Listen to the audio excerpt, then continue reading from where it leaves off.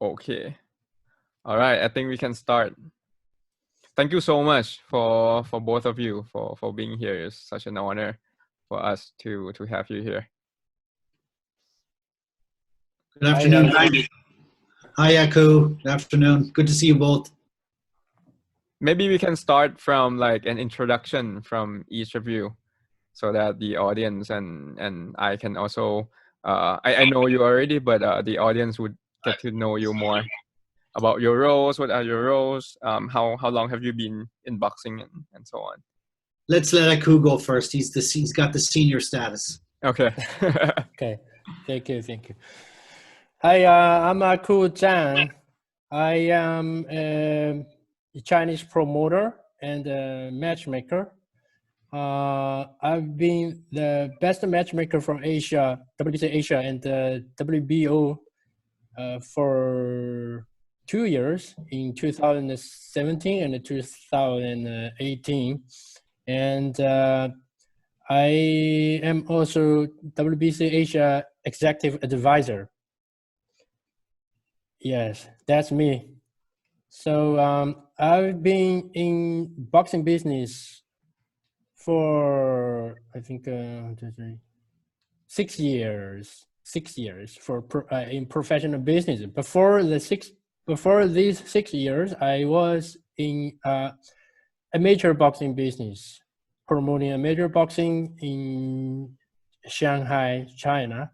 Mm-hmm. And then I started to promote professional boxing, and I've been working with all the boxing people all around the world, and I was also invited to be the matchmaker for a lot of countries and areas like Hong Kong, Macau, Japan, India, and Australia and Taiwan. So starting from last year, I joined in WBC officially, become a WBC boxing person. So I'm very happy to join this Zoom conference and talk to all of you guys.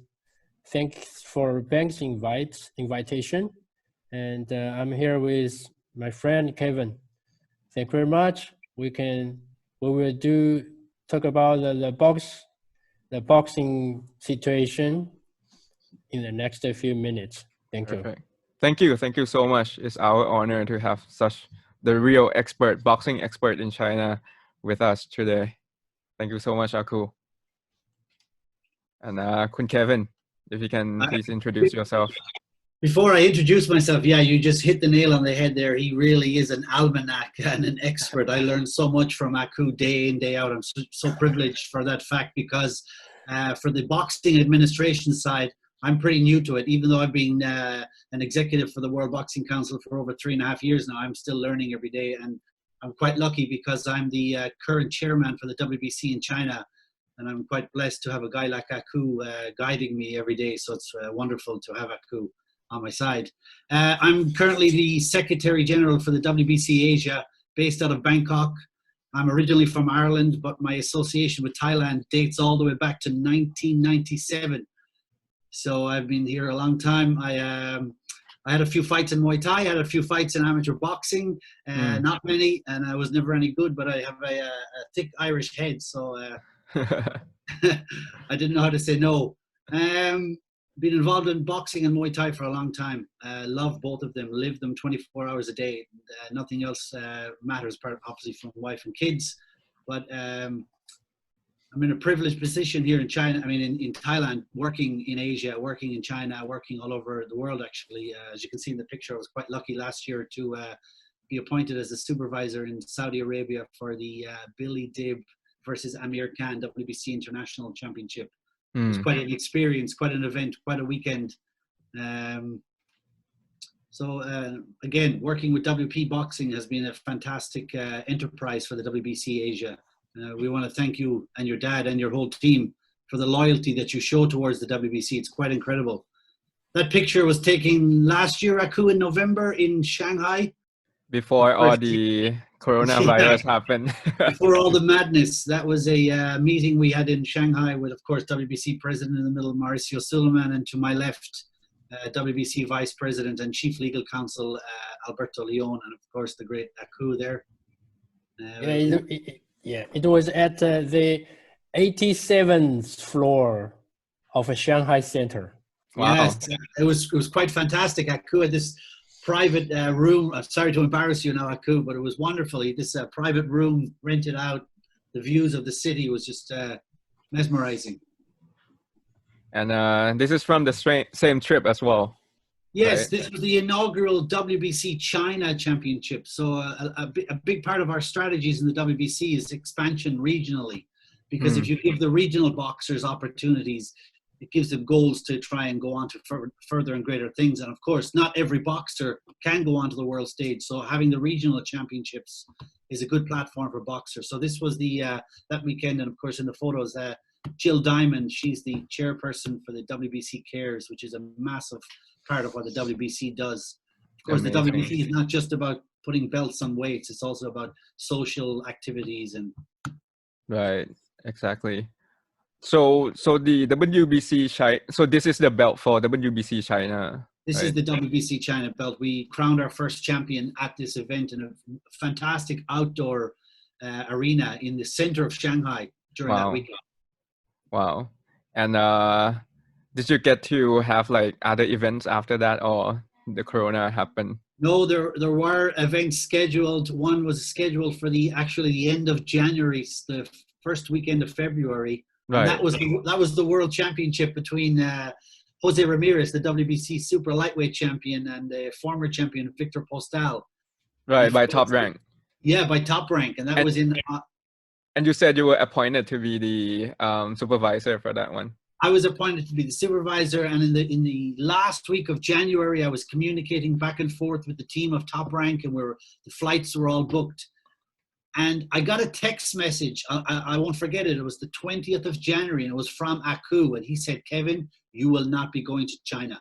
They are going to shut this event down because the safety." He said that the situation is getting really bad, and of course, no one really knew the seriousness of it, because obviously the Top Rank team were in New York, and at the time I was in Boston, so no one really knew the seriousness of it. And I flew back to Bangkok, thinking I was still going to Hainan, and we got the official notification on January 26th that Top Rank and the local partners had canceled the event. Right. And then they reschedule it in the US, and now they have to postpone it again. So then the fight was rescheduled for the US in Fresno, California, and we were scheduled to fly there. And then, so Ramirez and Postal were double victims of the coronavirus in terms of losing their fights. But obviously, a lot of people are having a lot worse situations right now with the coronavirus. Right. It's difficult for everyone. Absolutely. And then since it's so difficult to make the boxing shows, I have both me and I think a bank also has some champions. I also have several champions, international champion or some regional champion. So I wrote some emails to the sanction body. I applying for approval to keep their title, because we cannot make the show, but as per the rules of a sanction body, they only have like a 3 months or 6 months to keep the title, to have to defend their title. But we're not able to do that. So I have to send an email to sanction body to ask for extension for the title holding time. I don't know if you have the same situation, Bank. Yes, but our last show was in the beginning of March, so it has only been like a month or something for us of inactivity. So we did not have that problem yet. But I think it's a good question for Kun Kevin here on like what is the policy for the extension of like this time period for the champions to hold their belt. The WBC made a ruling last week under the orders of the president, Mauricio Suleiman, that during the coronavirus pandemic, we press pause on that. Basically, you press the pause button. There's a moratorium. No champions will be vacated. the time frame will be backdated, so there will be an extension of grace towards everyone.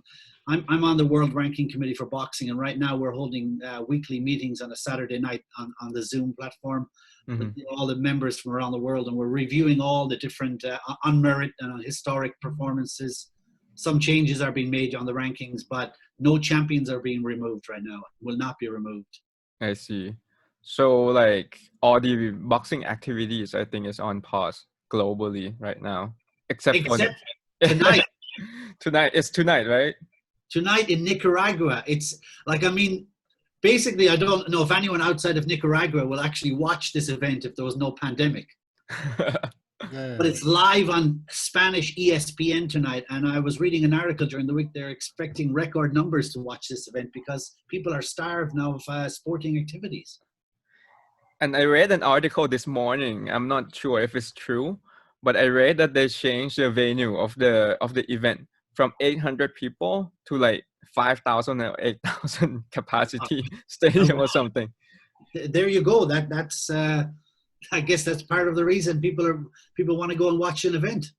Right. But I think the situation is not as bad in that part of the world, so they are able to do it. So that's fortunate for them. Hopefully it's a benchmark for other countries. Hopefully we can get some sort of normalcy back into place in the next couple of months. I see. Hopefully. Fingers crossed. Yeah. Finger crossed. So maybe Aku, if you could tell us a little bit about how your life has changed since the pandemic, and your personal life, and also in like your professional life in boxing in general, and how the situation in China is developing for the past 2 or 3 months. Yeah, sure. Chinese epidemic started from January. So in the first 2 months, every people was asked to stay home and even quarantined. So all of the gyms were closed. All the boxing activity was stopped, and all the boxers could not go to the gym for training. And then starting from early this month, I mean from April, the Chinese government let the gym to open, so the boxers can come back to the gym for training. So the boxing people can come back to work on boxing, but we cannot have some sport gathering. We cannot do any sport contest activity. Also, all those gym, all those stadium or sports center are still closed. So boxers, I still have some boxers. They are moving around China from their hometown after this opening. So I ask them come back to the gym in Shanghai, or I have another training camp in Suzhou. So I can let the boxer keep training, because even there is no fight now, who knows, probably after several months, we will have a chance to come back to boxing. So the boxers still have to keep training to keep themselves motivated. Right. Yeah. And so far in China, it's much better than 2 months ago. It's almost opening. People can travel. People can go outside. Can go on the street, but we have to wear masks. So So the boxing shows are coming out step by step, but not in the public facility. They have to make it, something like in the gym and without too many audience. Right. And it's put on the internet live show. So in this month, last week, China already made a gym show in Shanghai, and I will have a schedule to make a show on June 28th in a big shopping mall working with Everlast China. So we only can do it step by step. But all the people, all the boxing fans and boxers have been pressed. I can say have been close or pressed for a long time. They are eager to see the boxing show. They're eager to fight in a boxing contest. So it's probably, I don't know how long we will be in this situation. Probably several months. But after this pandemic is over, I think the market is gonna explode.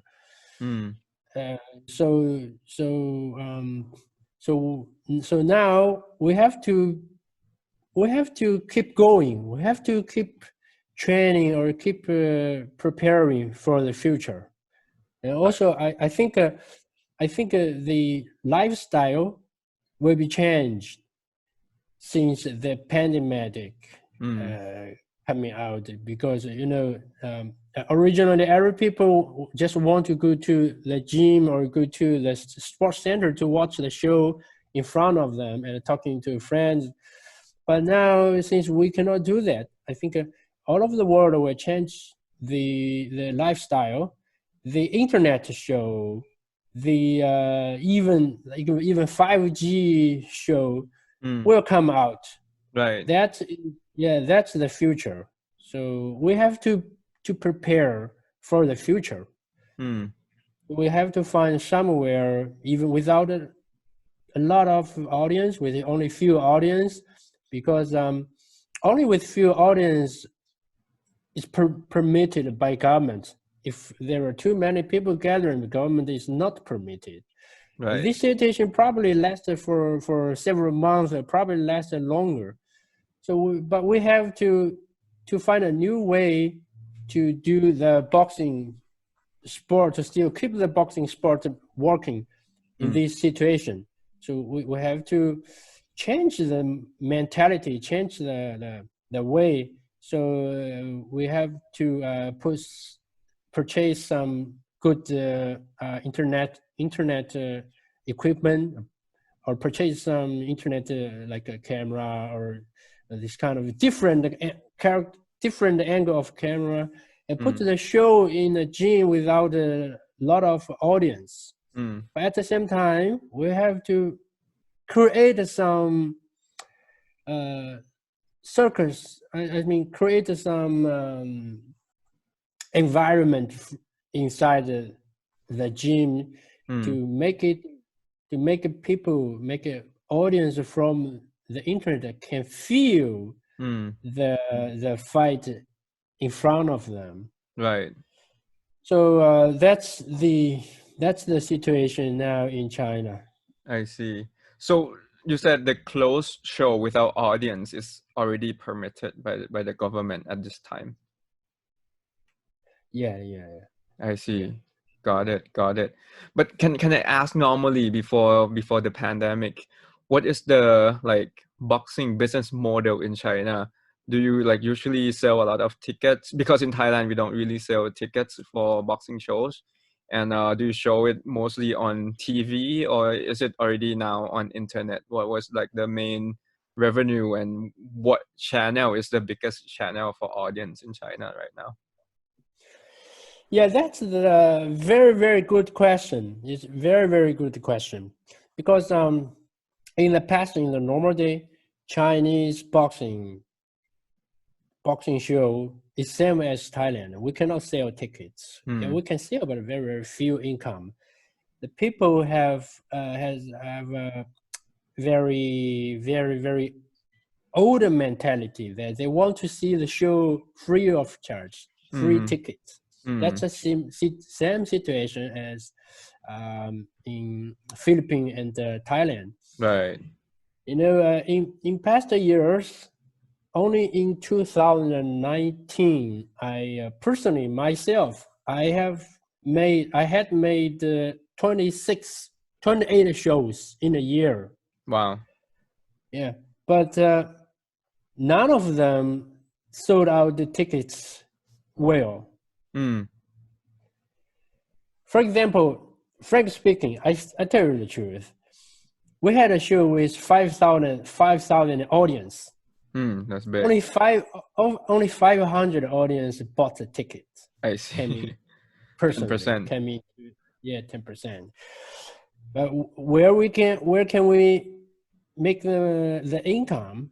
So in China, the most part of income came, I mean, in the past, came from two clients. One is government. Another one is government. Another one is sponsors. I see. Yeah. So government has some task, has some responsibility to push sport activity in China, because sport has become Chinese state strategy for the next 10 years. Very high level strategy. So every city, every province, every local government, they have the tasks to push the sport activity every year. They have to do some international sport. They have to do some. They have to invest some money in sport. So they were our first client, but they don't pay them money for the full cost. So we have some income from the government, and at the same time we have to talk to some sponsors. I see. Yeah. Also, of course, the government can introduce some sponsors to us. So these are the two main income. As for TV, we can put it on TV, but the TV don't pay us money. We pay money to TV channel. If we want to put it on CCTV 5, that's the biggest China Central TV station, we have to pay lots of money. I see. And you sell the slots to the sponsors and the government.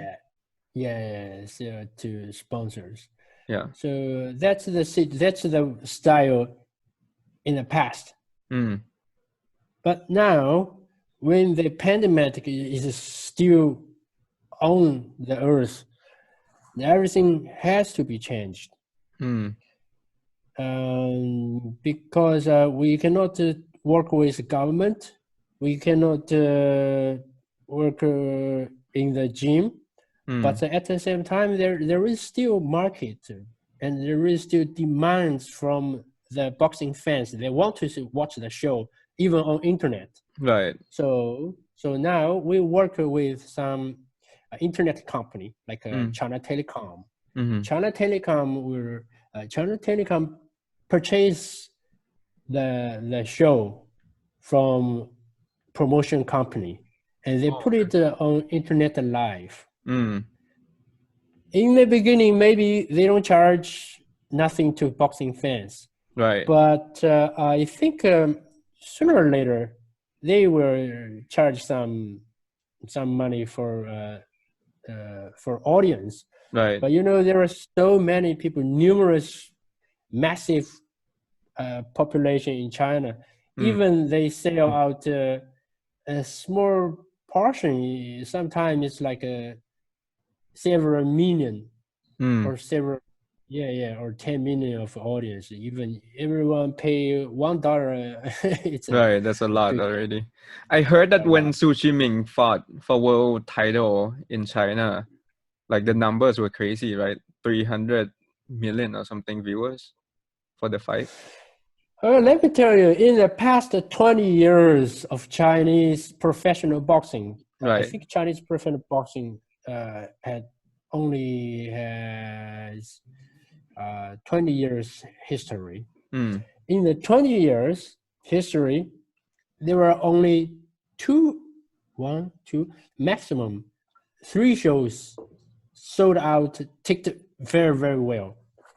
One of the show was Zhou Ming's world title challenge. Not challenge. Right. Defense against Kimura in Shanghai. A lot of boxing fans, a lot of people flew to Shanghai, bought tickets. And the tickets were very expensive. They really sold out a lot of tickets. Because Zhou Ziming that time was the number one superstar in boxing. And his wife was in entertainment business. So his wife has a lot of TV star, movie star. A lot of them came to Shanghai. So a lot of fans went to watch the show, not only for Zhou Ziming, but also to see the TV star, movie stars. So they sold out very, very good tickets. And another show was in 2015, year of 2015. I promoted made a show in Suzhou.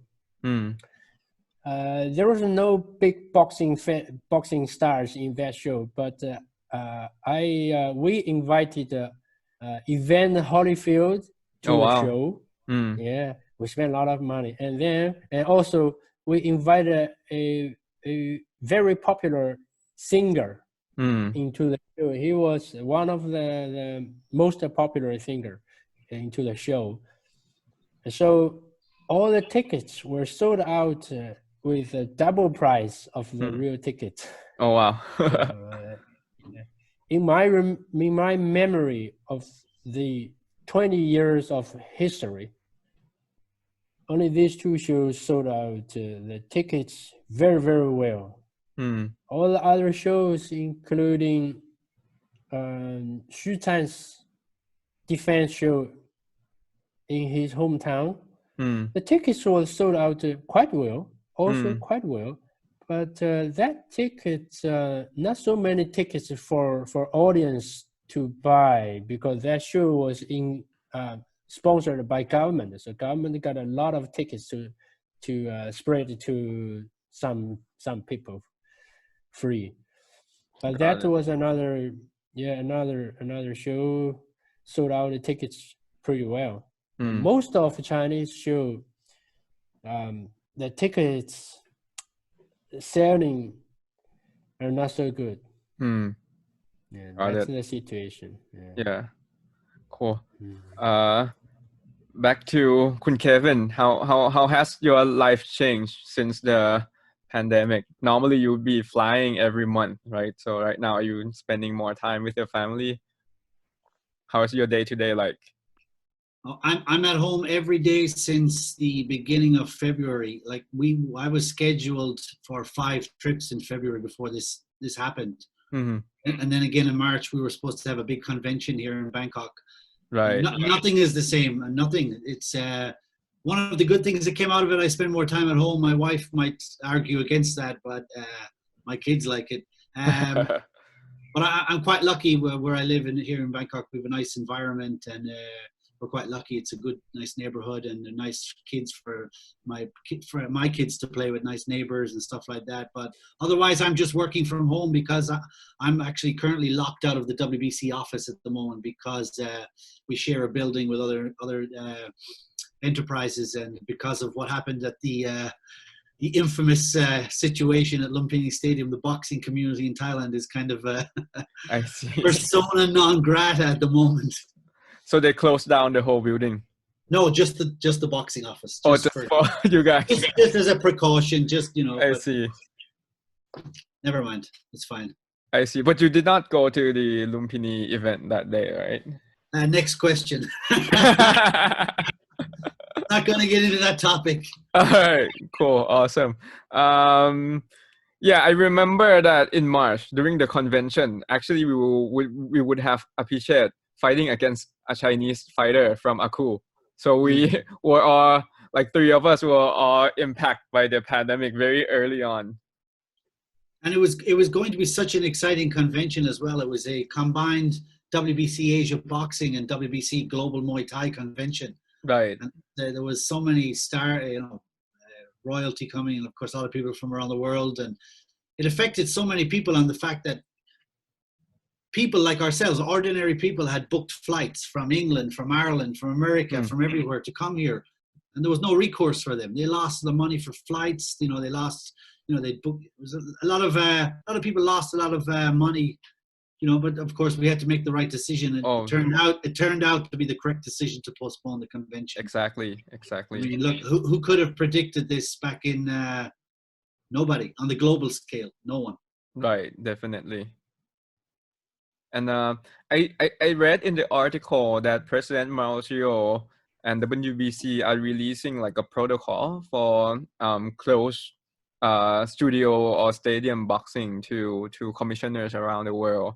That should be released in the next 10 days. It's basically safety protocols for everyone involved, for the boxers, for the ring officials. It's a way forward. Now, currently, there's an application in the California State Commission for an event to maybe take place in June, and the promoter in particular, it's for a world title fight on the event, and I believe the promoter has set protocols for social distancing. Selling seats with staggered seating, different protocols so that could be a benchmark whether or not boxing resumes in June, July. I see. Wow. This is for California. California, yeah. But then in England, which is such a hotbed for boxing right now, I mean, it's almost the center of the universe right now for boxing. It's got fantastic events and high caliber boxers. But the British Boxing Board of Control, which of course there are colleagues on the WBC Board of Governors, Robert Smith, who's the Secretary General of the British Boxing Board of Control, he made a public statement yesterday. They don't want any boxing activities happening in the UK right now while the NHS, which is their National Health Service, is under siege. I mean, their hospitals are under siege with the amount of people impacted by COVID-19. Yeah. So until they get a grip on that, they're not going to, a boxer who gets a hand injury has to go. They don't want to put any pressure on the NHS. So their British Boxing Board of Control have rightly said that they're suspending all boxing activities until the NHS can get the situation under control in the United Kingdom or England. I see. And they did not give out like the estimated dates for that yet, right?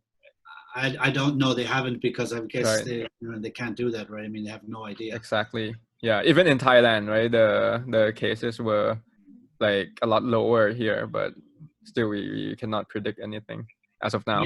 Yesterday we had 15 cases officially recorded, right? And today now it's 51, I believe. So 51, yeah. I mean, hopefully June we can see some light at the end of the tunnel here in Thailand. But I guess the government is going to make an announcement next week. So hopefully. Right.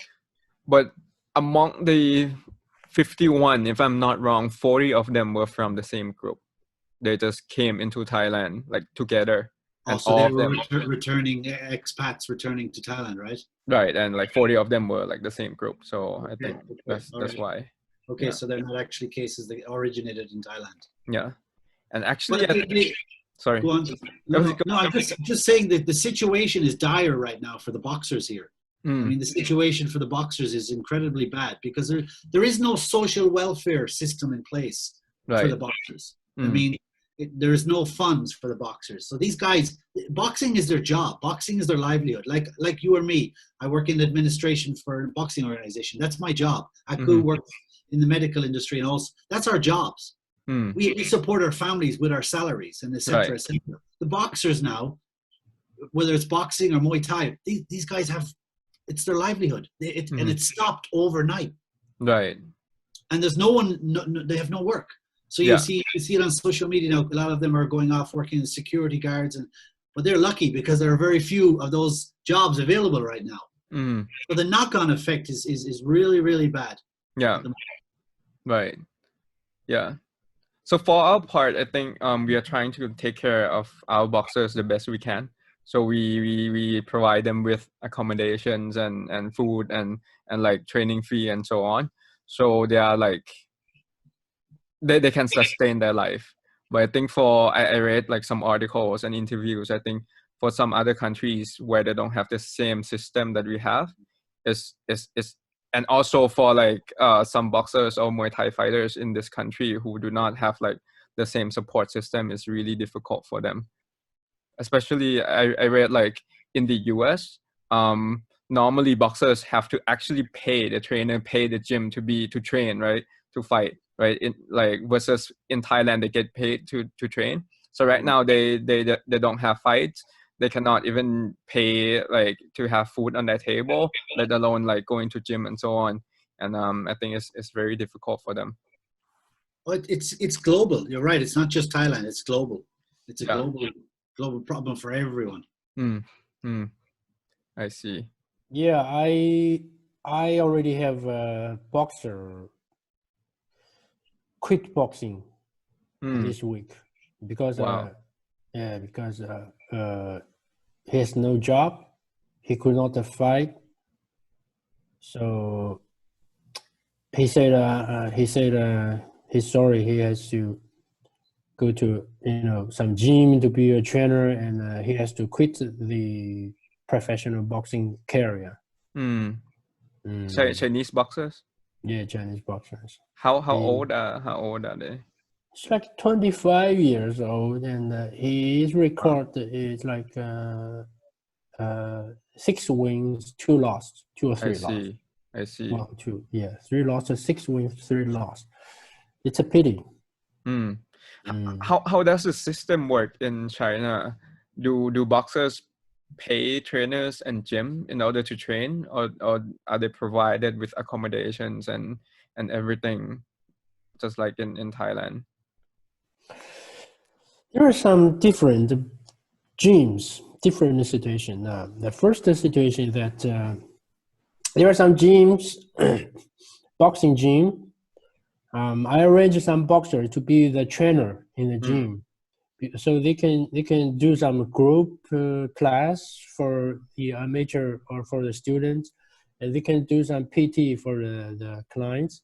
And but at the same time, they can train twice or 1 time or twice per day. In that case, they can make some money from the gym. And, yeah, and then they can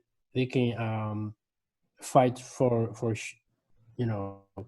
their professional fights. But in that case, they cannot put all their time in professional boxing. So there is another situation, like my boxer, like Wenfeng Ge, Xiangjing, the gym, they don't need to work because we have a big boss in the behind. Right. Yeah, he just supported the gym. He provides the funds for the gym. Give the trainer salary. Give the boxers salary every month, and give them the accommodation and the food. Right. So they're full-time boxers. They just need to train, rest. So basically, in China, there are these 2 kind of situation, and there is another situation, same as all over the world as well. There is some boxers. They are not a boxing trainer. They are not full-time boxers. They are like lawyers, or probably some company employees. They have they have work, and then they can do daily training each day, and they also can fight for professional fights. So, but basically, all the world ranking boxers in China are full-time boxers. I see. So that's the situation in China. Yeah, I think it's very similar to Japan, where like most of the boxers have their full-time job, and then they kind of train boxing every day. But once they reach like a certain level in the world ranking, they become like the full-time boxer.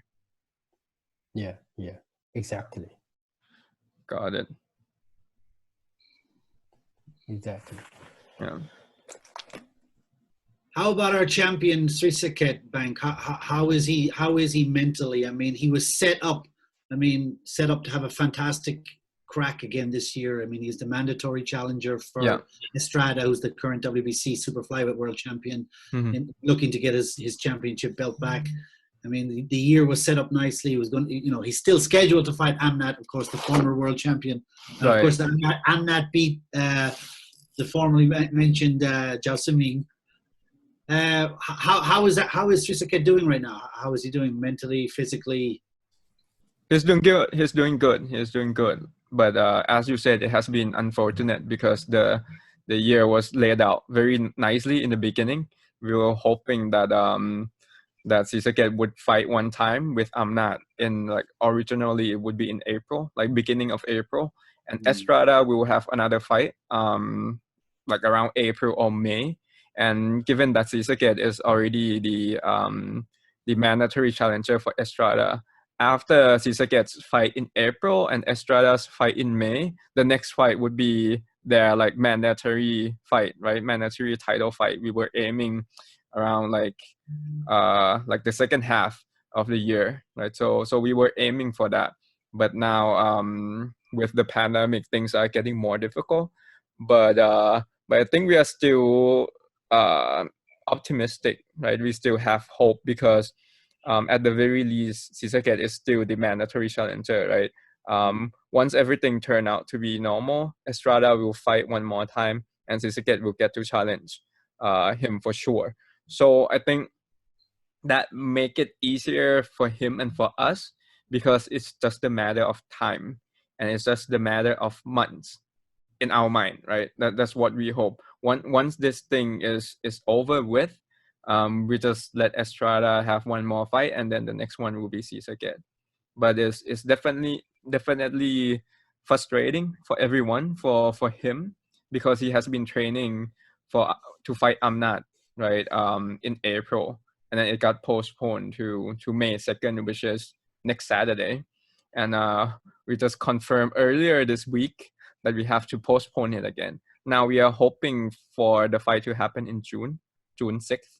But let's see how things turn out, right? We need the permission from the Sport Authority of Thailand, and we need the situation to get better. But I think to answer your question, mentally he's doing good, because at least there's, like, this guarantee that he will get that world title shot for sure. Right? We just need to wait for a bit. And physically, he's doing very good because he has been training for many months now, preparing to fight with Amnat. So, and he did not stop, right? When we postponed the fight in April, he just kept on training, and now he's training as well. With the procedure in mind, he's not going outside the gym. He's not meeting people outside. We are not bringing in, like, outside sparring partners, because we have to make sure that everybody is safe and healthy. So the training is not like 100% complete camp with all those constraints that came with the virus, but he has been training, and he's physically and mentally ready. So I think if things improve and we can do it in June 6th, then he'll be 100% ready for the fight with Amnat, and then we just need to wait for Estrada to have one more fight, and then we'll get our chance. I mean, he's a two-time WBC world champion. I guess 2017, the original fight against Gonzalez at the Garden in New York, that was the one that really propelled him to superstardom. Right. I was at that fight, and it was the first time I met you. Yes. And it was incredible to watch it. It was an incredible fight. The people who questioned the result, I mean, the next fight put it to bed, the KO. I mean, but he's an incredible athlete, and he's actually a very, very good person to look up to in terms of someone who comes from nothing. Yes. And I mean, if I remember correctly, correct me if I'm wrong, his first 5 pro fights, he lost 3 and had 1 draw. Yeah, 1 draw, 1 win, 3 losses. And then goes on to be a 2-time WBC superfly in one of the most competitive weight divisions, and beat not only, I mean, Gonzalez beat him twice, who of course at the time was in the top 5 pound for pound list. Right. Yeah, definitely he's a hero, national hero for all of us in Thailand, and personally a hero for me as well. He's very special. I got to ask you about the, I mean, again, it's all connected to the boxing and the WP side of it. The second fight with Estrada, where do you, I know I feel like a journalist now asking you all these questions. It's fascinating for people to hear. Where do you think you went wrong in that fight, or was Estrada the better boxer on the day? Estrada was definitely a better boxer than the first one, right? And I think everybody agreed on that. He was faster, he was stronger. Like he implemented his strategy very well. But I think one of the main mistakes that we made as a team was that we had Srisaket fighting as the orthodox, right? For the first half of the fight, it was the strategy that did not work out very well. But in the second half of the fight, when Srisaket switched to fight as a southpaw, he was winning the whole last 4 rounds. So Estrada was better. I think Srisaket was better as well, but it's just that. So like at that elite world level, there's no room for mistake, right? So we did one mistake and it cost us the world title. But I think when we have the chance to do the trilogy, if we have a chance to do the third match, then it'll be a great fight once again. It's not like Estrada is better than Srisaket. I don't think Estrada is better than Srisaket. If they fight again one more time, then I think we have a big chance of winning the world title back. But as I just mentioned, there's no room for mistake for any of us, right? For him, for Estrada, for us as well. So the gap is gonna be like very, very thin, and that's why it's gonna be such an exciting fight for both of us. Fantastic. And for the fans. Yeah, the scorecards really reflected what you said there. I mean, the early part of the fight, Estrada. I mean, I'm looking at the scorecards here. 113, 115 by 2, and then 112, 116. But you're right, Srisaket down the stretch, was winning scorecards. But again, you live to fight another day in the trilogy. Yeah, I can't help. Exactly. So Haku, who is the most famous boxer in China right now? Srisaket is a world champion. I see. Yeah. He's gonna have like maybe a unification soon, right? I saw in the news. No, he lost the unification chance. His promoter thought to do the unification fight, but unfortunately, the UK boxer, the promoter, is not interested in fighting against Srisaket so far. I see. Yeah, because they have another opponent to fight. Right. But because they want to take care of their boxing market. Because boxing is not only a sport; it's also a business and also an entertainment. Right. Exactly. Yeah, so we have to think about all of these things. But Srisaket is still young. He has a lot of chance to go. He's training pretty well. Right. He's training hard. Yeah. He all of his family support him. He does not go to bars. He does not drink. He does not smoke. He does not do anything else except for boxing. Wow. Only training. That's the boxing. best. Yeah, and he's learning English, training and learning English. He's a good boy. Wow. He's probably he has no girlfriend. Oh, he does not want girlfriend because his promoter and his manager. We are all good friends. Right. They and his trainer. They say to him, "Why don't you have a girlfriend? You could relax outside." But he said, "No." He said, "I don't want girlfriend. I just want boxing." He is already married with boxing. Yeah, he's married. He was in Thailand, training in Thailand, right? In the first 2 months of the year. I met him in one of the shows, and I actually talked to Liu Kang, his promoter, and I was asking whether we want to have like Shu Khan and Srisaket doing sparring together. But then the timing and everything did not work out, but that would be interesting as well. Yeah, that would be interesting. But I think the weight division has a big difference. Yeah. But Big difference. yeah, we don't have to like be serious about the result, right? I think it's just like a good sparring Yeah, for good for, sparring. Very, yeah, for both of light them. touch sparring. Yeah, he's good boy. He's Yeah. when he's fighting in the inside the ring, he's like a machine gun. You know, he Mm, just punching a lot of numerous of punches. mm, He can throw out over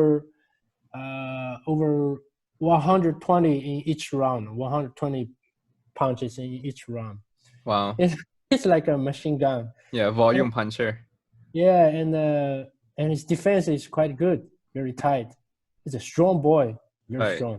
So when he fights, is it broadcast on national TV in China? Yes. Yes, I Last see. fight it was on national TV. Yeah, I remember pretty well his last defense in China. Mm, Before his defense in the States, he had a defense in China, in his hometown, against a Japanese boxer. Yeah. He knocked out the Japanese boxer in 6th round. wow. Yeah. But I also wrote an article about that the show in that night. Even Zhang won the fight. Even he was a main event, but his fight was not the best fight in that night. Oh, The okay. best fight in that night was Kimura fought against who's the champion of WBA? I don't remember the name. Yeah. That was 108, right? 108. Yeah. Oh, yeah. What's From Latin America or something. in Latin America? Yeah. From Venezuela, I think. Yeah, I think so. That was a fantastic fight. That was a good fight. The two boxers were so strong. They were at the same level. That's one of the best fights in China in the boxing history. So I wrote an article about that show. I said even Zhang succeeded in defending his title, but his fight was not the best fight. I see. Yeah. Can I say hello to my friend, our friend? I think everybody know Samsung Yu. Yeah. Oh yes. Samsung Yu is watching the live show. Oh hi, Mr. Samson. Yeah. Samsung is the box record Asian edit. Yeah. And he's a very famous commissioner. He's based in Hong Kong, right? Macau. Yeah. I see. It would be great to have him with us next time, maybe on WP Boxing Talk as well. It would be great to have like perspective from all over the world. Yeah. He's very professional. He has a lot of boxing knowledge. Right. Yeah, we are good friends. We work together closely. Yeah, that's great. I think all of us want to do more for boxing to help boxing grow better. Yeah. Just as what I talked to Kevin 2 days ago, we wish to find some way to help boxers, because that's what Kevin said. A lot of boxers, they don't have job. If they don't have fight, they don't have income. Some boxers already, as what I said, some boxer has already quit the professional boxing career. Yeah. This period. Yeah. So this period is a tough time for the boxers because they don't have fight, they don't have income. So I wish that all of boxing people like us, we can find some way to help the boxers. Right. Yeah, I think so. It's definitely like a really difficult time for all of them. Yeah. So actually, I think in Thailand, there's going to be this initiative from the Sport Authority of Thailand and the government that's setting aside like some fund to give the boxers.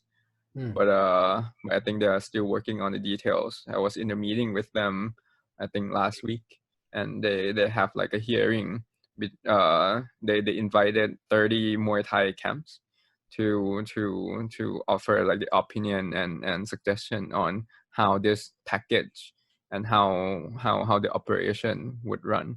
So I think in the next few weeks, hopefully something will come out, and at least like the boxers in Thailand will get some subsidy, some support from the government during this difficult time. But definitely, I think if there are like other like extra things that we can do, then it will be great to help like all these boxers during this time. Nice. That's good. Yeah. Thailand government is really nice, really good. Yeah, because there are so many Muay Thai fighters in Thailand, and yeah, they are struggling. Yeah. Before this year, before this new year, I think that last year, a lot of boxing people were talking about boxing in 2020. Every people thought that boxing should be very, very good in 2020. Right. So every people prepared a lot of plans, schedule. I also, as what I told you, Kevin, I also talked to several big company, a automobile company and another alcohol company. I already had the agreement with them that they would like to invest in boxing. But unfortunately, we met this virus pandemic, so right. everything stopped. Yeah, very unfortunate. Yeah, I think the way I saw it was that like boxing was rising to the peak when Floyd Mayweather fought with Manny Pacquiao, and it kind of dropped for like a year. And after that, after DAZN, ESPN, Fox came in, boxing was on the rise like again, and we were like rising very fast. But very unfortunate, we have to hit the pause button for a few months now, and hopefully everything will come back and we can catch on the same momentum again after all these things.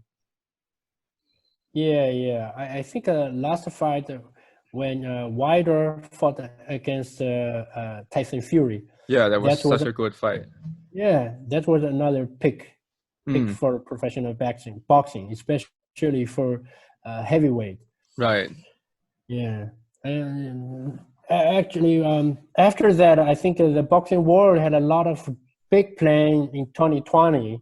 Right. Like the third fight between Tyson Fury and Wilder, like Alvado's next fight, like a lot of good plan. We saw the plan. It should be fantastic in year 2020. Exactly. But the pandemic put a pause button on boxing. Unfortunately, I think it's a stop button right now, but we got to be optimistic. But you're right. The year 2020 was scheduled to have some incredible fights, and the WBC convention was and is actually still scheduled for August in St. Petersburg. They're going to make a decision on that next month, but there was an incredible amount of. They have a 75,000-seater stadium in the city of St. Petersburg, and the organizers had planned to put on some incredible fights. Wow. For the convention. And of course, you got the WBC light heavyweight world champion last night, Berbatov, the Russian monster, of course, based out of Canada right now. But the year was, you even look at the fights with Joshua and Ruiz and all the, we were scheduled to have a huge year, but hopefully we'll recover next year. And how is the situation in other countries, Kun Kevin, like in Mexico or other countries that we have like the WBC members in? Are they the same as in Thailand, or like what was the mental state and like the overall situation in those countries? More or less the same. And the reason I'm privy to that is because every Saturday night, the World Boxing Council World Ranking Committee, we meet on Zoom. So we have a digital meeting at 8 p.m. local time here in Thailand. And of course, we have members from Mexico City, Los Angeles, Northern California, where Dean Lojas, our chairman, is based. Sorry, Southern California. Yeah. And then we've got ranking members in Zurich, in Moscow, in Belgium, in Wales, in Australia, and the Philippines. So we're all online, and everyone's telling the same story. They're all they're all on lockdown. There's nothing happening. The industries are decimated. Boxing, commercial industries, everything. They're all in the same boat. Everyone seems to be on the same ship right now. I see. Yeah. Especially New York. That's where like the center of the virus is at right now. Yeah. Well, I was talking to Jill Diamond last week on the Board of Governor meeting, and she was saying, you know, people have no idea. It's as bad as the media are saying in New York right now. Although they seem to be, I believe from the media that they're hitting a peak. But again, I'm not an expert on it, so I'm not going to comment too much on that. Right. And in Europe, it's the same, right? Like in Spain and like all those countries. Yeah, what really horrible story. I know he doesn't mind me sharing it. One of my colleagues at the WBC, he lost his grandmother to the pandemic, and she lay in bed for 3 days before the rescue workers could get to her because they were inundated with the calls to rescue people and to retrieve bodies. So it's a horrible situation for so many people. So I guess we have to be blessed with what we have, and instead of looking for things we don't have. And the fact that boxing is not active right now, there's nothing we can do about it. There are people a lot worse off. So we just have to be appreciate what we do have. Exactly. Totally agree with you. But hopefully everything will recover soon for everyone, so that we can have some entertainment with the sport that we love, like boxing, once again. Absolutely. Let's keep it positive. Bank, who's your favorite boxer of all time? Favorite boxer of all time? All time. It has to be Srisaket. I know your dad is not listening now, so come on. He is. No, your dad has got the gun to your head there. my dad is actually listening. Actually, he is? Yeah, he said hi in the comments. He said, "Swadika Kun Kevin." Okay, good. From Hui. Yeah. Okay. And right now he's saying รอตอนท้ายรายการคุณแบงค์จะรวบรวมแปลเป็นไทยครับ or he's saying like after like the conversation I will translate in Thai. Okay. But no. Who and why? Okay, who and why? And you go. Srisaket for sure, and I'll tell you why. Because like I know that there are like other great boxers in the history, right? And he's not the same level of Muhammad Ali and all those fighters, if I'm honest with myself, right? For sure. But when you are in the team and you have like you were so invested in the success of someone, and you would have like such a strong emotional tie with the success of that person. And for Srisaket, right, me and my dad and my brother has been seeing him since he was having like 3 losses out of 5 wins, and he was just turned to be like a professional boxer from a trash collector. So we saw him from the beginning, right? And we went like through all this journey with him. And I was talking to President Mauricio in Mexico City that like the moment in Madison Square Garden, right? When we beat Chocolatito Roman Gonzalez at that time, when Chocolatito was #1 pound for pound of the world, and when we were standing on the ring, like in Madison Square Garden, and Michael Buffer was saying like new, right? And the new, right? That's the moment that cannot be replaced, right? With anything in the world. I don't think I would be able to get that feeling ever again in my lifetime. So definitely I have such like a strong emotional tie with his success, with his life, and that's why I think like the answer is very clear. It's such a special journey and moments that we share together. Speaking of that trip to New York, I'll never forget it either. It was incredible. I think I was the only one around the ring cheering outside of you guys. You were in the ring cheering for the result. And I remember leaving Madison Square Garden, walking back down 54th Street in Manhattan. And next thing I get a text message from the Bangkok Post saying they wanted a front page article within the next 2 hours. I just remember going into a cafe in the middle of Manhattan writing, and I was actually so emotional writing about the feat of Srisaket. And the next day I wake up, I'm on the front page of the Bangkok Post with Mr. Prayut. So it was quite an interesting, it was incredible to watch that, to witness that. Yeah, and I guess what you're saying, emotion has got a big factor for you. So yeah, Aku, next, who's your favorite and why? My favorite boxer in all the world, all the time, is Robert Duran. Oh, Wow. When I was still fighting, I tried to learn his style. You know, I have a long arm. I move fast, but I always like to fight like Robert Duran. I always wanted to go inside to do inside fight. Wow. Yeah, and Robert Duran, you know, he started from I think 118, the very very lightweight, and grew up again. He's always changing the tough boxer, always changing challenging the best boxer. You know, even Sugar Ray. I think Robert Duran was in the beginning was at the lower weight division than Sugar Ray. And he moved up to fight against Sugar Ray. I think it's 147. yeah, welter. Yeah, it was. You're right. Yeah, 147. So before that, Robert Duran was 135 world champion. Yeah, he fought against a Japanese champions and won some title fight in the States, in Panama also. And then he moved up to 147. He fought against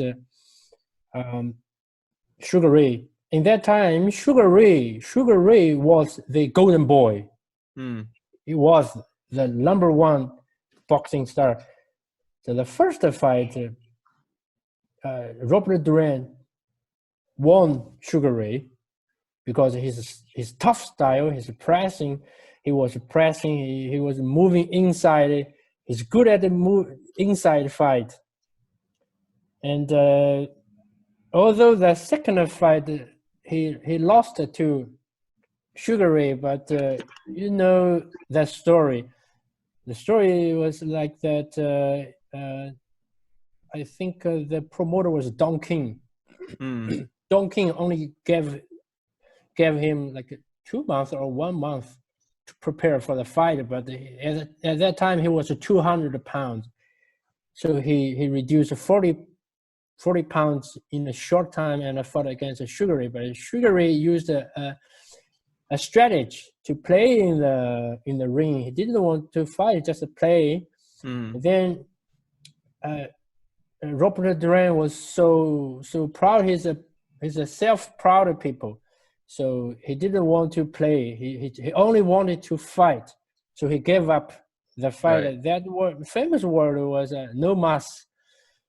But a lot of people laugh at the no mas, but they didn't understand the feeling of a proud champion.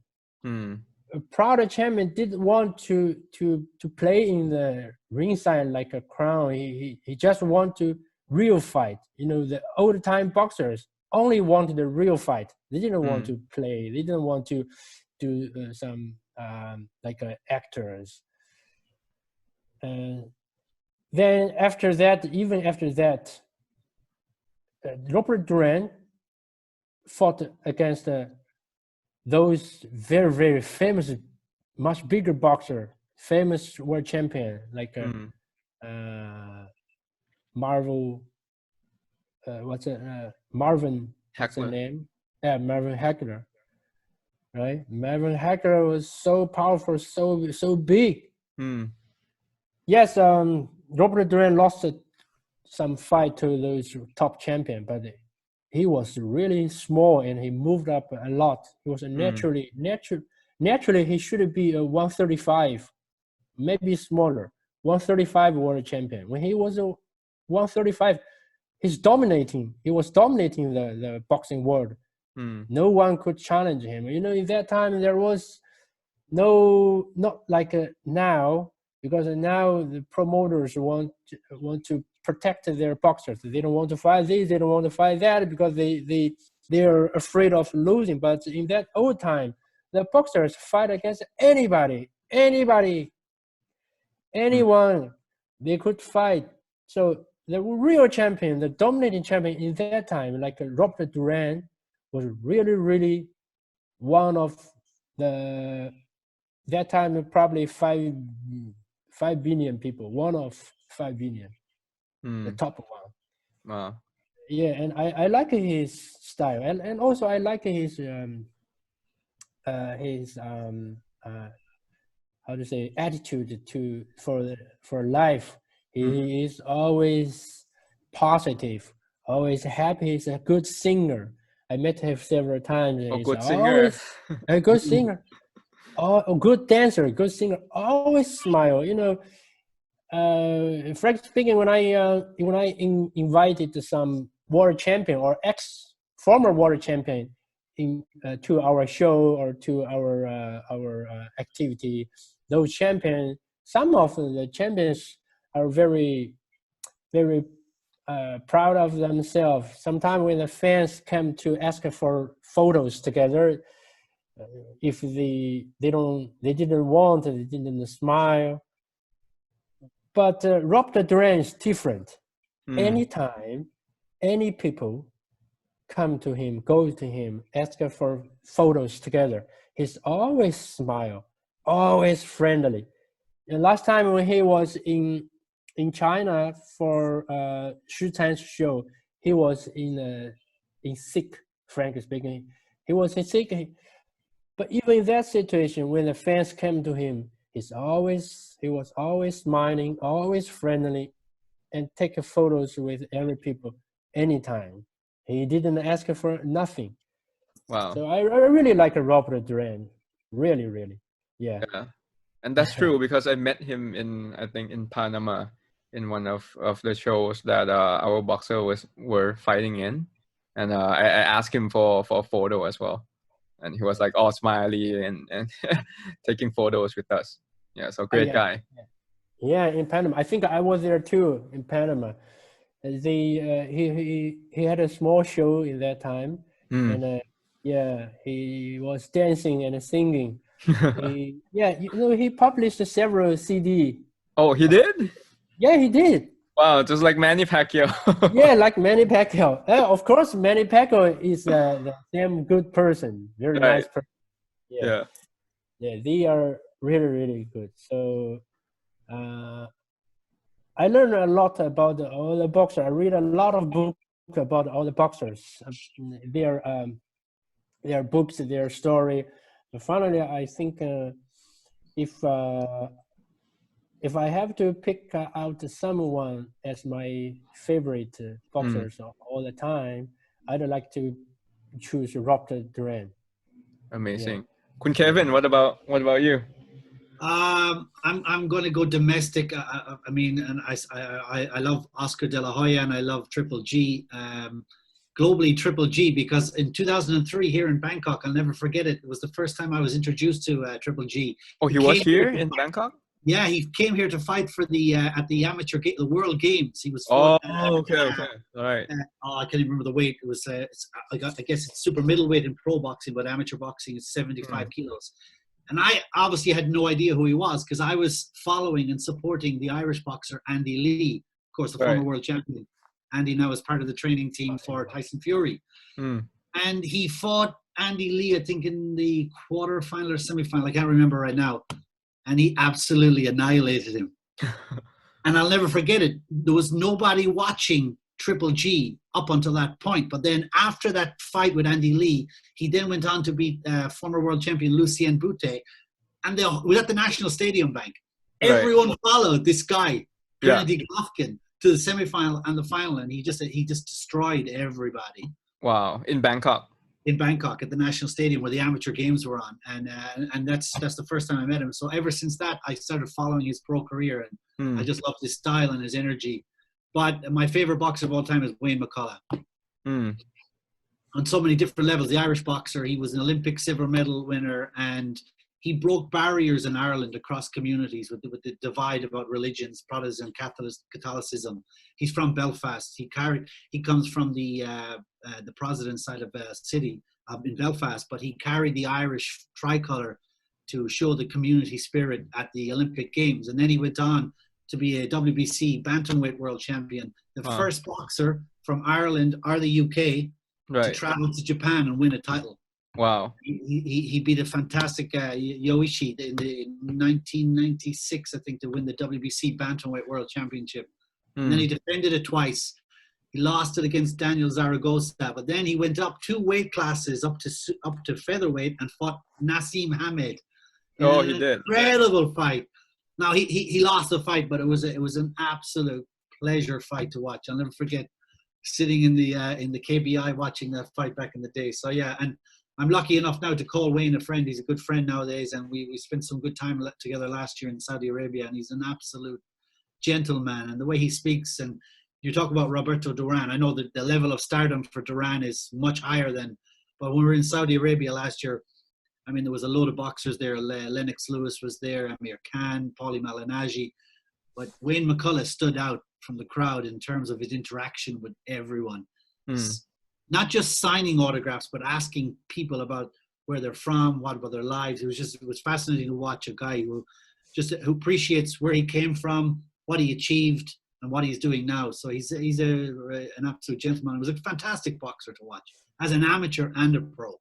Wow. So Wayne McCullough is my hero of boxing. I have to go back and see his videos. I have never saw him fight. Oh yeah, watch the World Championship when he initially won the WBC belt in Japan, and then watch the fight against. And then of course he fought Eric Morales, went into the belly of the beast in the States for the WBC super bantamweight. He lost that. It was a majority decision. Again, a great fight. Wow. Great fight. Wayne did things the hard way. He moved when he turned pro. He moved to America and won the NABF title, and then got the big title shot in Japan. And yeah, an incredible boxer. Incredible. I see. Great boxer.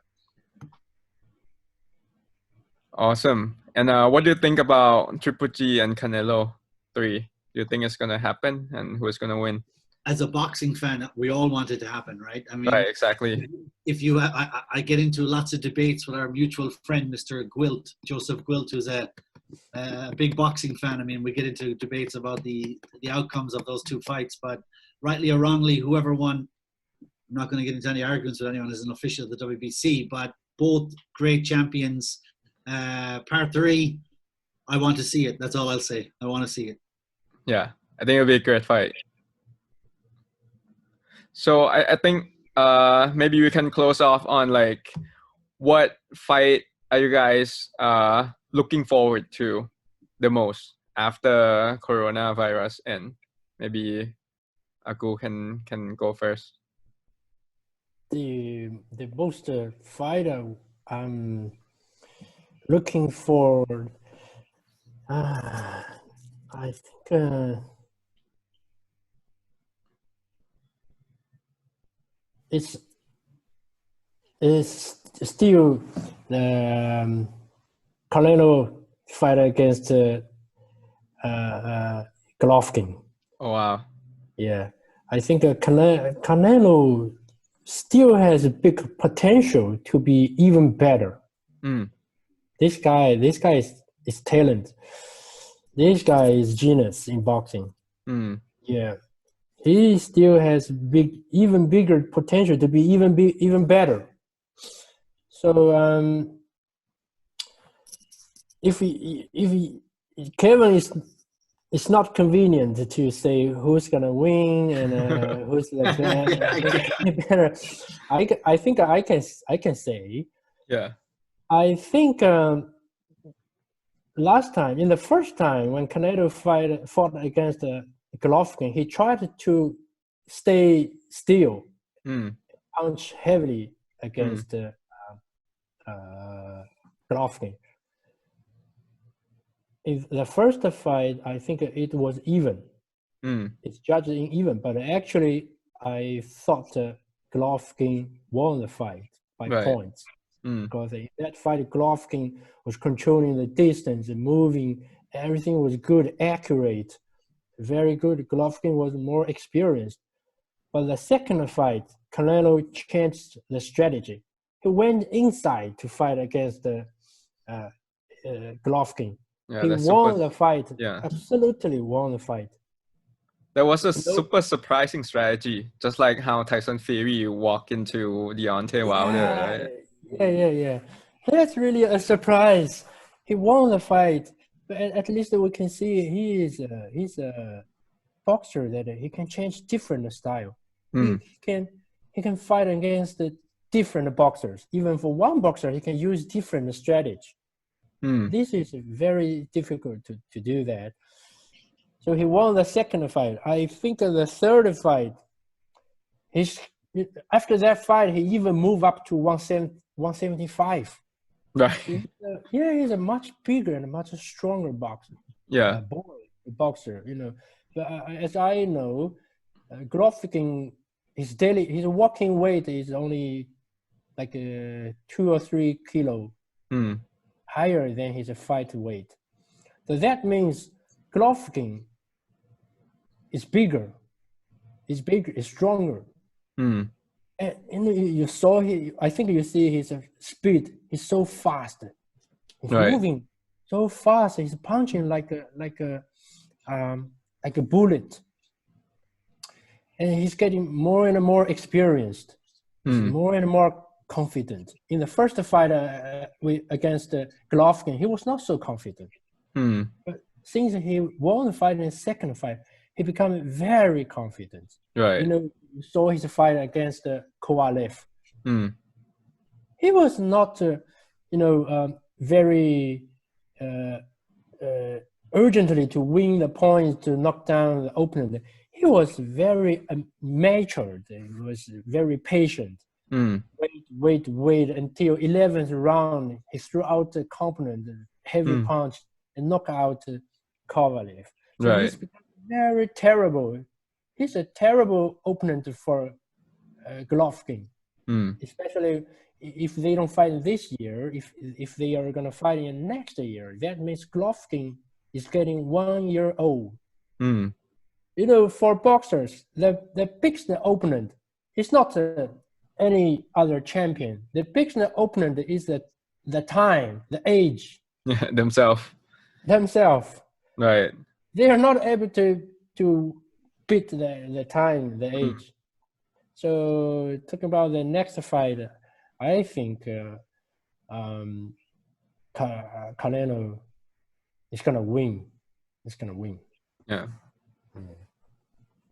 Perfect. Kun Kevin, what's the fight that you're most looking forward to next? There's two that are all, I guess the ones that are already scheduled. The Lomachenko-Teofimo Lopez fight. I'm really looking forward to see how Lopez will go against the Matrix. Right.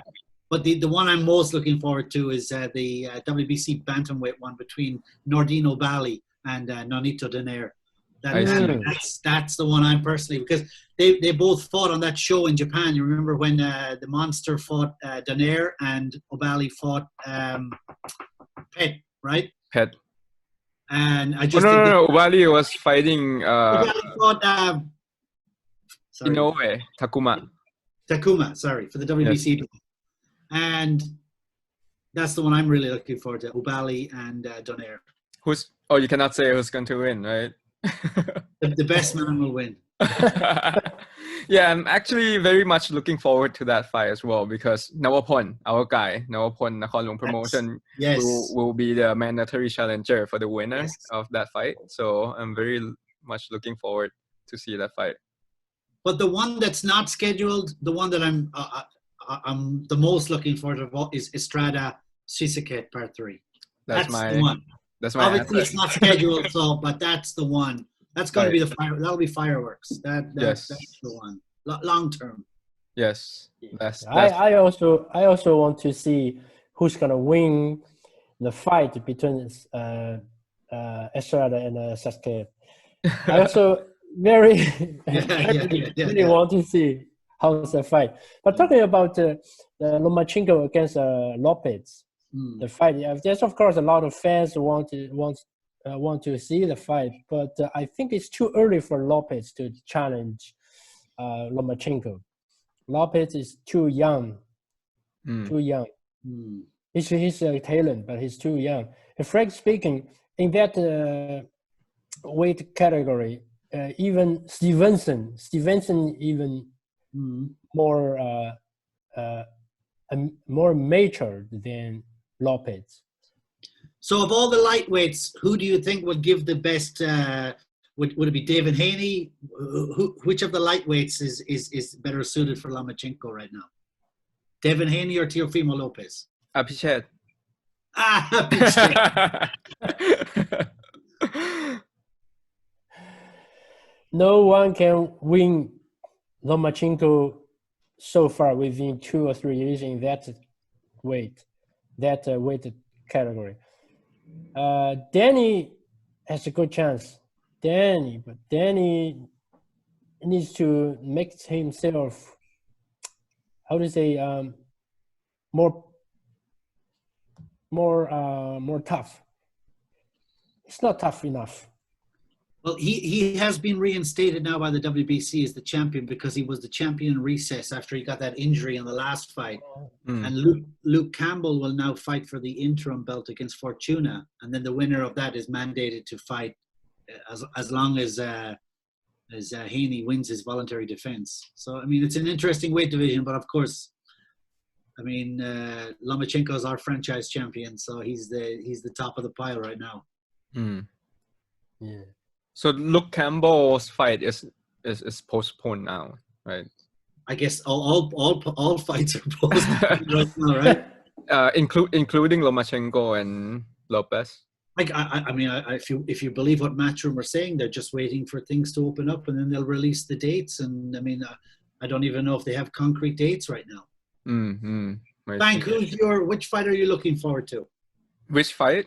Short term. When things get back to normal. My mind is locked into Srisaket Estrada.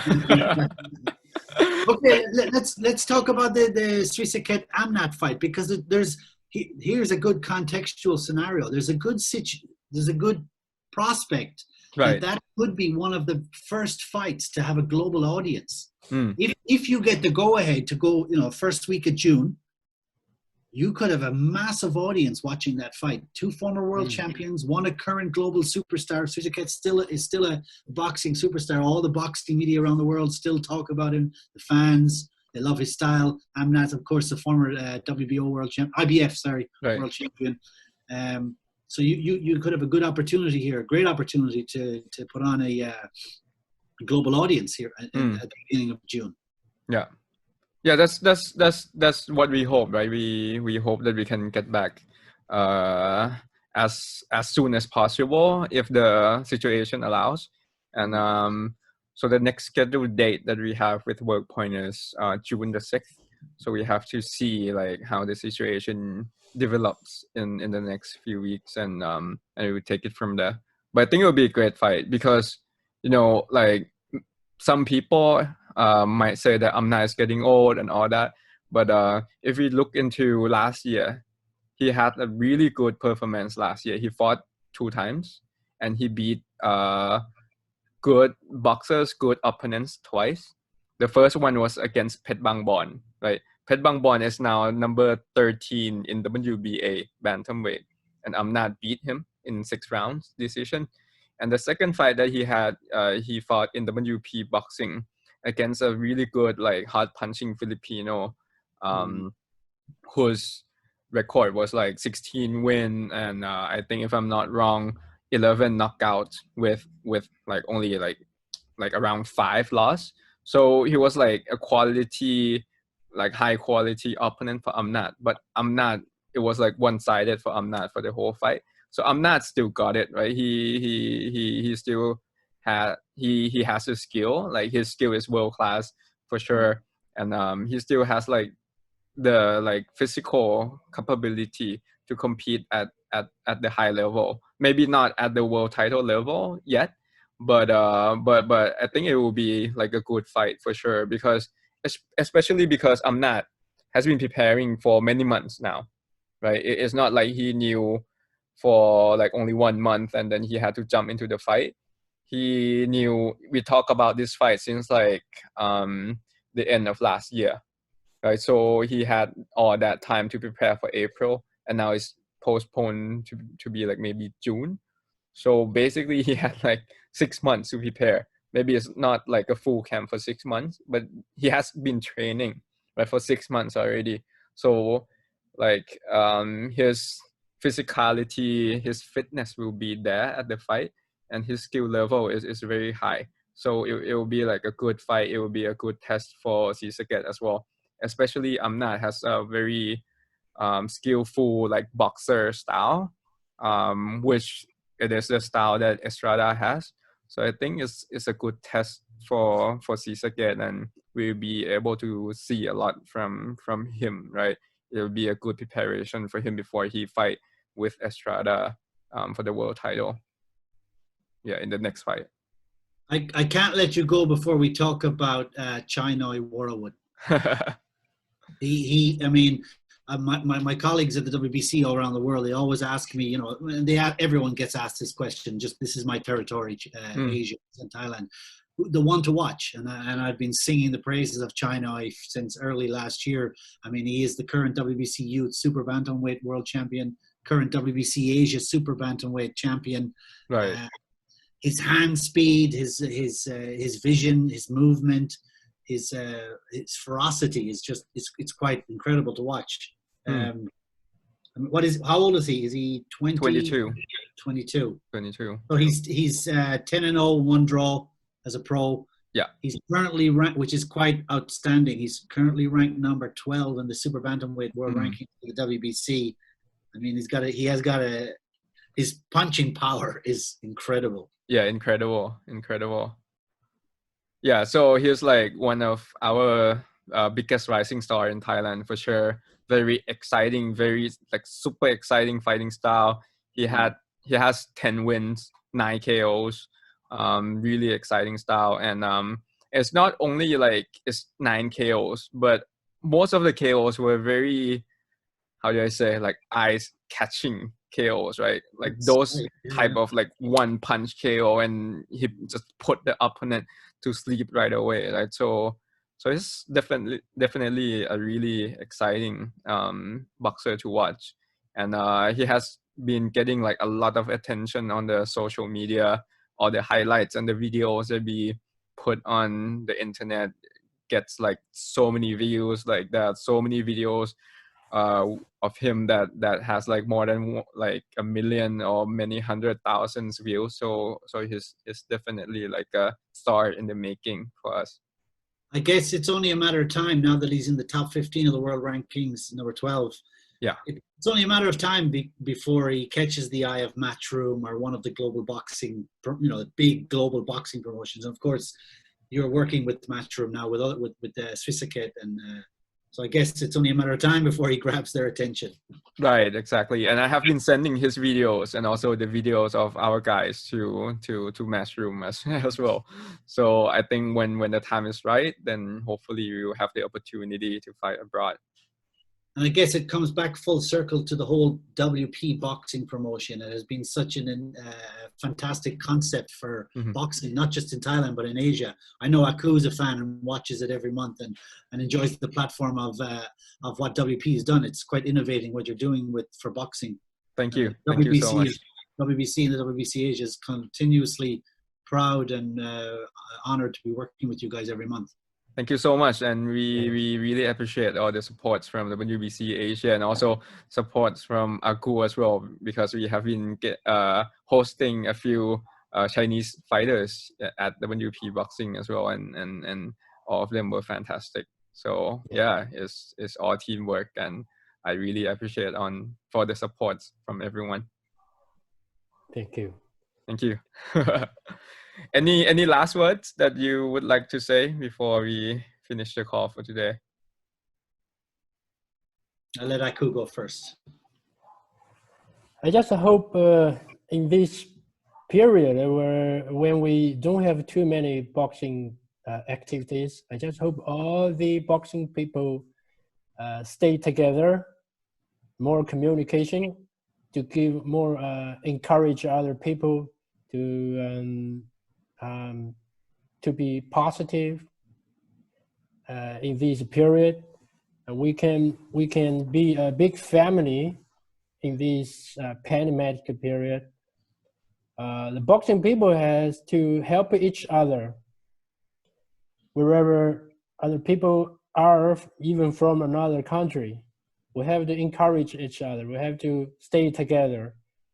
I know this period is very tough for box people because we don't have so many activities, but we can prepare us even better than normal time. And once the pandemic is over, we will be like the rocket going up to the moon. We can go up to the top of the sport together. We can win the future. That's amazing. That's very inspiring. Thank you so much. I'm fired up now. Yeah. So, Kevin. I'm not going to say anything because your words will resonate with everyone. And they're perfect. You had me at hello. So I'll leave it at that. Fantastic words, Aku. And that's just perfect. Bang, one of the fans asking on Facebook Live about Aniwat, Mr. Kun Aniwat asking about Chinoy's defensive skills. Are they questionable? Kun Aniwat in Jakul asking, as a Thai boxing fan, I really worry about Chinoy's defending skills. Yeah, I think there are rooms for improvement for his defensive skills for sure. But actually we just post like a 2 hours video of we call it Chinoy Marathon. We put like all of his fights into one video, and I have been watching with my team, right?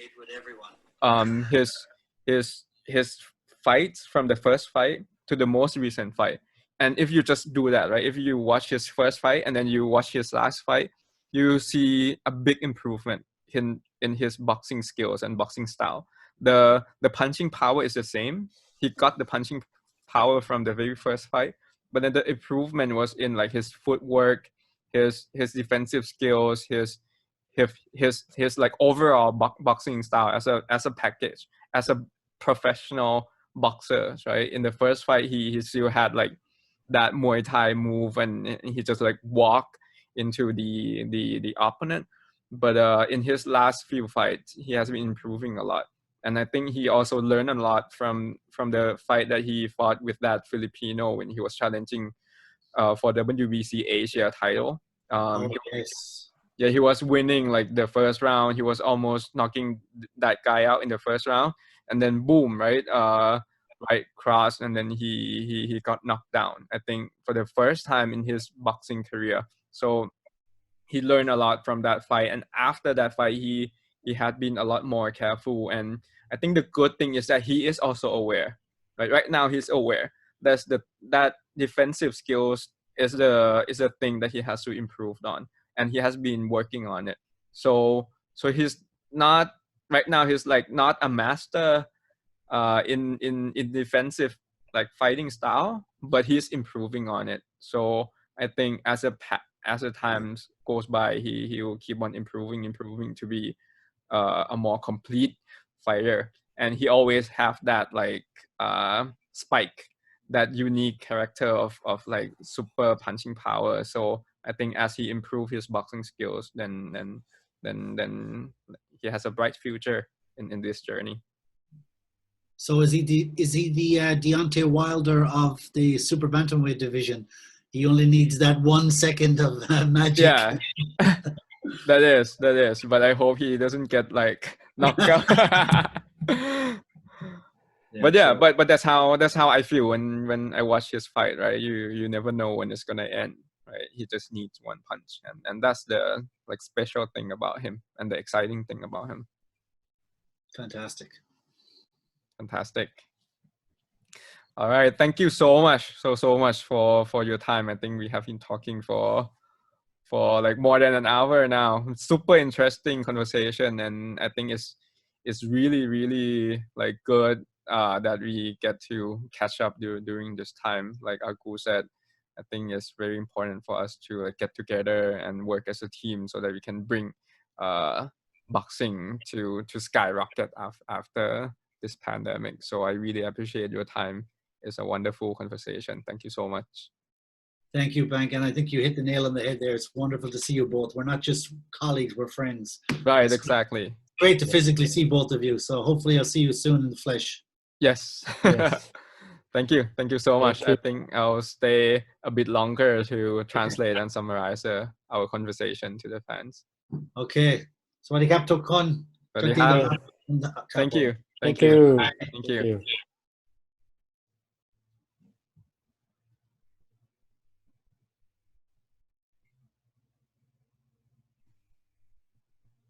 ครับผม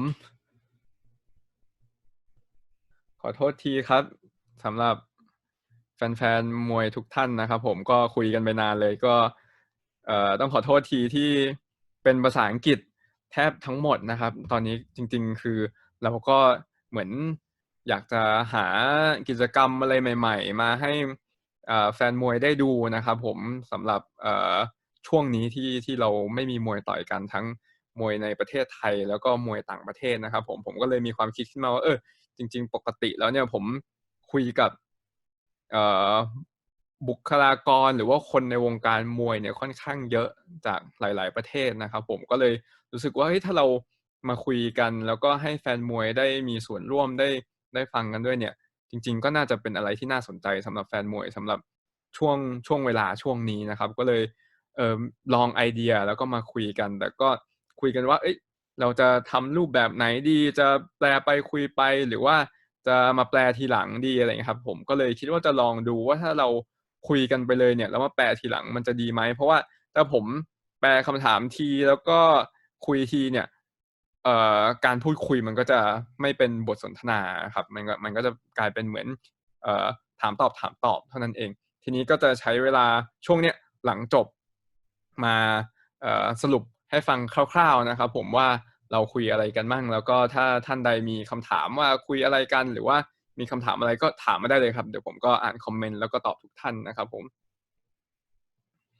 ก็ก่อนอื่นนะครับผมก็2ท่านเมื่อกี้นะครับคือเดี๋ยวผมโชว์ให้ดูนะครับก็มีเมื่อกี้ที่คุยกันนะครับผมก็มีคนแรกนะครับผมคือคุณเควินนูนนะครับผมเป็นเลขาธิการของ WBC เอเชียครับผมก็คุณเควินนูนก็เป็นบุคคลสำคัญของ WBC เอเชียนะครับตอนนี้ก็อยู่ในสำนักงานประเทศไทยนะครับผมจริงๆเนี่ยเป็นคนไอร์แลนด์แล้วก็ไปพำนักอยู่ที่บอสตันอเมริกาอยู่นานนะครับผมก่อนที่จะย้ายมาอยู่เมืองไทยนะครับผมแล้วก็ได้ทำงานกับ WBC ทำงานทั้งในวงการมวยไทย WBC มวยไทยแล้วก็ WBC เอเชียก็เป็นคนสำคัญคนหนึ่งของประเทศไทยในวงการมวยโลกนะครับแล้วก็มีความสนิทสนมแล้วก็ทำงานร่วมกับ WBC ใหญ่ที่เม็กซิโกซิตี้แล้วก็เม็กซิโกแล้วก็ประเทศสมาชิกจากประเทศทั่วโลกเนี่ยครับค่อนข้างใกล้ชิดแล้วก็ทำอยู่เป็นประจำนะครับผมอย่างเช่นภาพนี้นะครับคุณเควินก็เป็นซูเปอร์ไวเซอร์นะครับผมสำหรับรายการใหญ่ที่ซาอุดิอาระเบียปีที่แล้วนะครับผมในรายการที่อาเมียร์ข่านต่อยนะครับผมแล้วก็มีความสนิทสนมแล้วก็ทำงานใกล้ชิดกับคุณประธานมวยสภามวยโลกนะครับผมคุณโมซิโอสุไลมานนะครับผมส่วนท่านที่2นะครับผมชื่ออากูซันนะครับผมอากูก็เป็นบุคคลสำคัญนะครับในวงการมวยโลกของประเทศจีนนะครับผมจริงๆอากูเนี่ยมีหลายหน้าที่เลยในวงการมวยโลกของประเทศจีนนะครับผมเป็นตั้งแต่โปรโมเตอร์เองเมื่อกี้อากูเล่าให้ฟังว่าปีที่แล้วเนี่ยครับตัวเขาเองจัดมวยสากลเนี่ย28รายการทีเดียวในประเทศจีนนะครับผมแล้วนอกจากนี้เขาก็เป็นแมทช์เมเกอร์หมายความว่าเป็นคนที่คอยส่งจัดหานักมวยให้โปรโมเตอร์ต่างๆนะครับผมในหลายๆประเทศอย่างเช่น WP Boxing เองนะครับผมอากูก็เป็นคน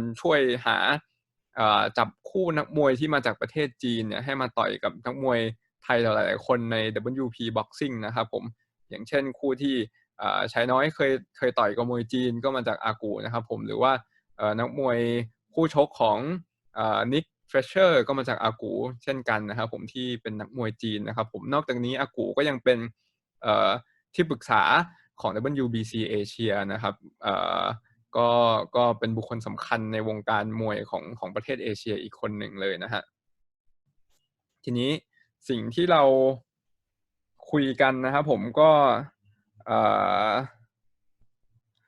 หลักๆก็เริ่มจากคุยเรื่องสถานการณ์ปัจจุบันนะครับในช่วงที่มีไวรัสโควิดช่วงนี้นะครับว่าเป็นยังไงกันบ้างซึ่งผมว่าการที่ได้คุยกับอากูเนี่ยก็มีประโยชน์มากสำหรับทางผมนะครับผมเพราะว่าอากูเนี่ยเขาเห็นวงการมวยในประเทศจีนมาตั้งแต่เริ่มต้นแล้วประเทศจีนเนี่ยก็เป็นประเทศที่มีการแพร่ระบาดของเชื้อไวรัสเนี่ยก่อนหน้าประเทศอื่นเขาใช่ไหมครับแล้วก็ช่วงนี้ก็ได้เรื่องก็คลี่คลายลงได้เร็วกว่าประเทศอื่นเขาเพราะฉะนั้นผมก็อยากจะดูว่าประเทศจีนเนี่ยวงการมวยเขาเป็นยังไงในช่วงที่ไวรัสระบาดหนักๆแล้วก็ช่วงเนี้ยซึ่งเหตุการณ์เริ่มคลี่คลายแล้วเนี่ยเขาทำตัวยังไงบ้างหรือว่าแต่ละองค์กรแต่ละบุคคลเนี่ยสามารถเดินต่อไปยังไงได้บ้างในวงการมวยนะครับผมอากูก็เล่าให้ฟังว่า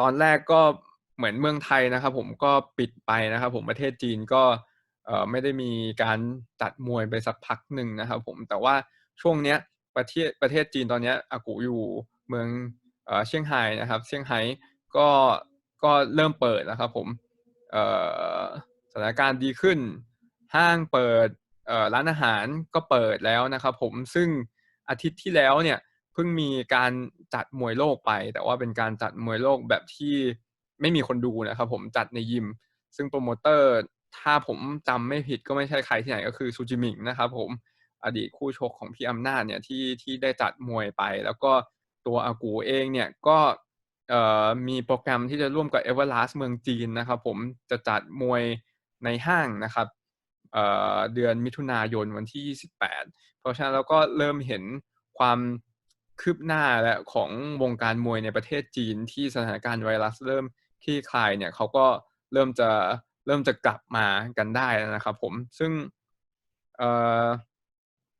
เราก็ได้คุยกันต่อว่าแล้ววงการมวยประเทศจีนเนี่ยเขาทำงานปกติกันเป็นยังไงนะครับโมเดลหรือวิธีการจัดมวยเนี่ยมันเหมือนเมืองไทยไหมหรือเหมือนอเมริกาอะไรครับผมซึ่งอากูก็บอกว่าช่วงแรกๆก็เหมือนเมืองไทยนะครับผมที่เราจัดมวยสากลแล้วก็ไม่ได้ขายบัตรนะครับก็จัดมวยสากล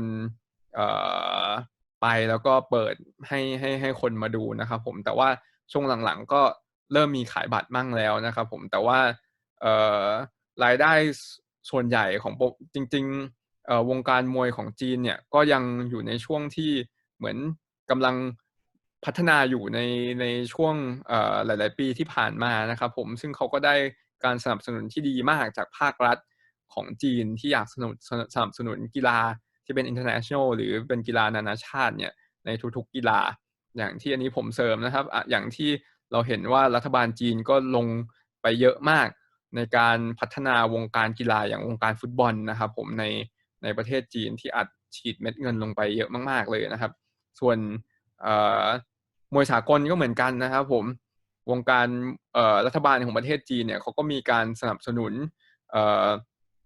อัดฉีดเงินเข้าไปในภาคส่วนแล้วก็เหมือนพื้นที่ต่างๆของประเทศจีนนะครับผมให้โปรโมเตอร์มวยสากลของแต่ละพื้นที่ในจีนเนี่ยได้มีทุนในการจัดมวยนะครับของในประเทศจีนแล้วก็นอกจากนี้เขารายได้ส่วนใหญ่ก็จะมาจากสปอนเซอร์ด้วยนะครับผมซึ่งการขายตั๋วเนี่ยก็ยังมีไม่เยอะมากนะครับผมแต่ว่าก็เริ่มมีแล้วนะครับโดยสาม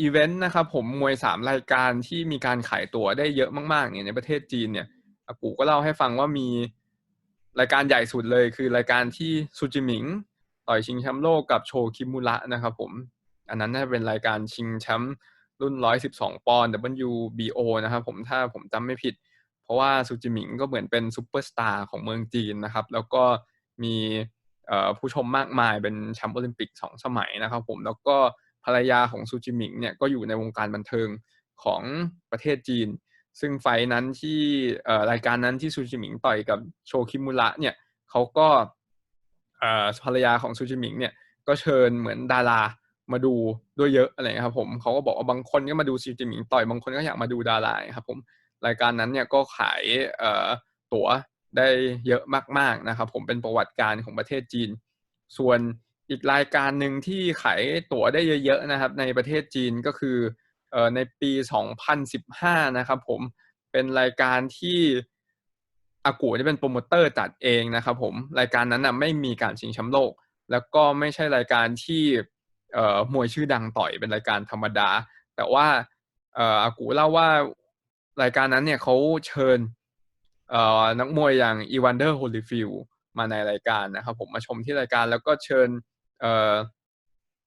นักร้องมาชมมวยด้วยหลังจากนั้นก็มีกระแสที่แฟนมวยเนี่ยก็เหมือนแห่กันเข้ามาซื้อนะครับผมจนต้องขายบัตรหมดแล้วก็ราคาก็สูงมากอะไรนะครับผมก็เป็นความสำเร็จรายการที่2ของวงการมวยประเทศจีนนะครับผมส่วนรายการที่3เขาบอกว่าเมื่อไม่นานมานี้นะครับผมคานซูนะครับผมแชมป์โลกรุ่นน่าจะ126ปอนด์ของ WBA นะครับผมแชมป์โลกประเทศจากชาวจีนแชมป์โลกชาวจีนคนเดียวปัจจุบันของคนจีนนะครับผมก็ป้องกันแชมป์น่าจะเมื่อประมาณปีที่แล้วหรือ2ปีที่แล้วในเมืองจีนนะครับผมก็เป็นอีกรายการหนึ่งที่ถ่ายทอดทั่วประเทศแล้วก็มีการขายบัตรประสบความสำเร็จมากๆนะครับผมก็อันนี้ก็เป็นเหมือนความคืบหน้าของวงการมวยของจีนนะครับผมซึ่ง 2-3 เดือนที่ผ่านมาก็ต้องหยุดเพราะว่าเกิดเหตุระบาดของไวรัสขึ้นมานะครับผมแต่ว่าก็เริ่มฟื้นขึ้นมาแล้วก็ผมก็ได้มีโอกาสคุยกับคุณเควินแล้วก็ทางอากูด้วยเนี่ยว่าจริงๆเมื่อต้นปีที่ผ่านมาเนี่ยที่จีนเนี่ยต้องมีการจัดมวยรายการใหญ่มากๆของ Top Rank ซึ่งรายการนั้นน่ะเป็นรายการที่โฮเซ่รามิเรสนะครับต้องต่อยกับผมจำไม่ได้แล้วว่าต่อยกับใครนะครับผมเมื่อกี้คุยกันแต่ว่าเป็นรายการใหญ่โฮเซ่รามิเรสเนี่ยที่เป็นแชมป์รุ่นไลท์เวทนะครับซุปเปอร์ไลท์เวท140ปอนด์นะครับผมของ WBC กับอีก1สถาบันเนี่ยจะต้องต่อยที่เมืองจีนในการจัดของ Top Rank นะฮะแต่ว่าจริงๆรายการนั้นเนี่ยคุณเควินเองที่คุยกันเมื่อกี้ต้องไปเป็นสักขีพยานหรือซูเปอร์ไวเซอร์ในรายการด้วยแต่ว่ารายการนั้นเนี่ยก็ต้องถูกเลื่อนไปเพราะว่าช่วงนั้นไวรัสโคโรนาเนี่ยระบาดพอดีในประเทศจีนนะครับผมแล้วหลังจากนั้นเนี่ยท็อปแรงก์ก็ย้ายไปจัดที่แคลิฟอร์เนียในสหรัฐอเมริกาเพราะตอนนั้นที่สหรัฐอเมริกาเนี่ยยังไม่มีการระบาดของเชื้อโคโรนานะครับผมแต่หลังจากที่ย้ายไปจัดที่สหรัฐอเมริกาเนี่ยเชื้อโคโรนาก็ตามไปทันพอดีนะครับผมทำให้รายการนี้ต้องถูกยกเลิกอีกครั้งหนึ่งซึ่งโฮเซ่รามิเรสตอนนี้ก็ต้องรอเวลาว่าเมื่อไหร่อเมริกาจะฟื้นถึงจะได้กลับมาต่อยนะครับผมก็อันนี้เป็นสิ่งที่คุยกันนะครับแล้วก็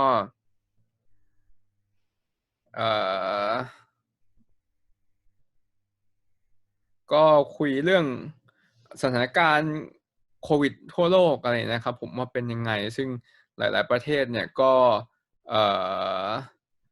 คล้ายๆประเทศไทยนะครับผมก็คือยังไม่ได้มีการจัดนะครับผมคุณเควินที่คุยกับสมาชิกของ WBC สภามวยโลกทั่วโลกแทบทุกวันเนี่ยก็เล่าให้ฟังว่าแต่ละประเทศก็เจอปัญหาคล้ายๆกันนะครับทั้งเม็กซิโกอเมริกาหรือทางยุโรปเองนะครับผมแต่ว่าที่โดนน้อยที่สุดตอนนี้น่าจะเป็นลาตินอเมริกานะครับซึ่งประเทศหนึ่งในลาตินอเมริกาผมจำไม่ได้ว่าประเทศไหนน่าจะนิการากัวเนี่ยวันนี้คืนนี้เนี่ยจะมีการจัดมวยเป็นรายการแรกของโลกนะครับผมตั้งแต่มีการแพร่ระบาดของไวรัสขึ้นมานะครับผมซึ่งเป็นรายการที่ไม่ได้มีนักมวยดังต่อยมากนะครับผมเป็นนักมวยที่ไม่ได้มีชื่อเสียงมากต่อยกันแต่ว่าเนื่องจากช่วงนี้ทั้งโลกไม่มีรายการกีฬาแข่งกันเลยนะครับผมรายการนี้ก็เลยมีผู้ชมเนี่ยรอชมเยอะมากและรายการนี้ก็จะถ่ายทอดใน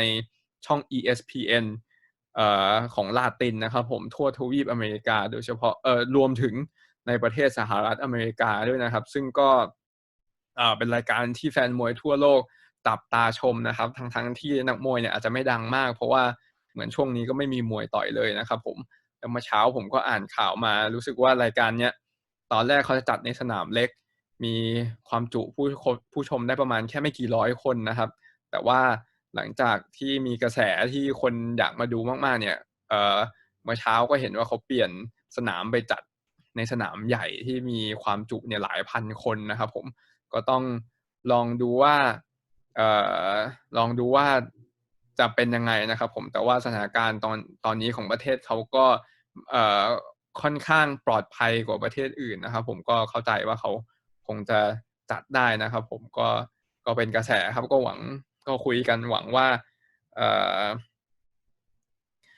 าวงการมวยโลกจะกลับมาได้ทั้งโลกเร็วๆนี้นะครับผมแล้วก็หวังว่าสถานการณ์จะดีขึ้นสำหรับทุกฝ่ายนะครับผมเพราะว่าก็คุยกันว่าจริงๆสถานการณ์นี้เป็นสถานการณ์ที่ยากลำบากสำหรับทุกคนนะครับโดยเฉพาะนักมวยทั่วโลกนะครับผมโดยเฉพาะนักมวยหลายๆคนที่อาจจะไม่ได้มีค่ายดูแลหรือไม่ได้อยู่ที่ค่ายอะไรอย่างเงี้ยครับผมก็ไม่มีรายได้ในช่วงนี้นะครับทุกประเทศโดยนักมวยของอากูเองในประเทศจีนมีคนหนึ่งอายุ25ก็ขออากูเลิกมวยไปแล้วเพราะว่าตอนนี้ก็ไม่มีรายการต่อยก็ไม่มีรายได้ไปนะครับผมก็เป็นความท้าทายของวงการมวยทั่วโลกช่วงนี้นะครับผม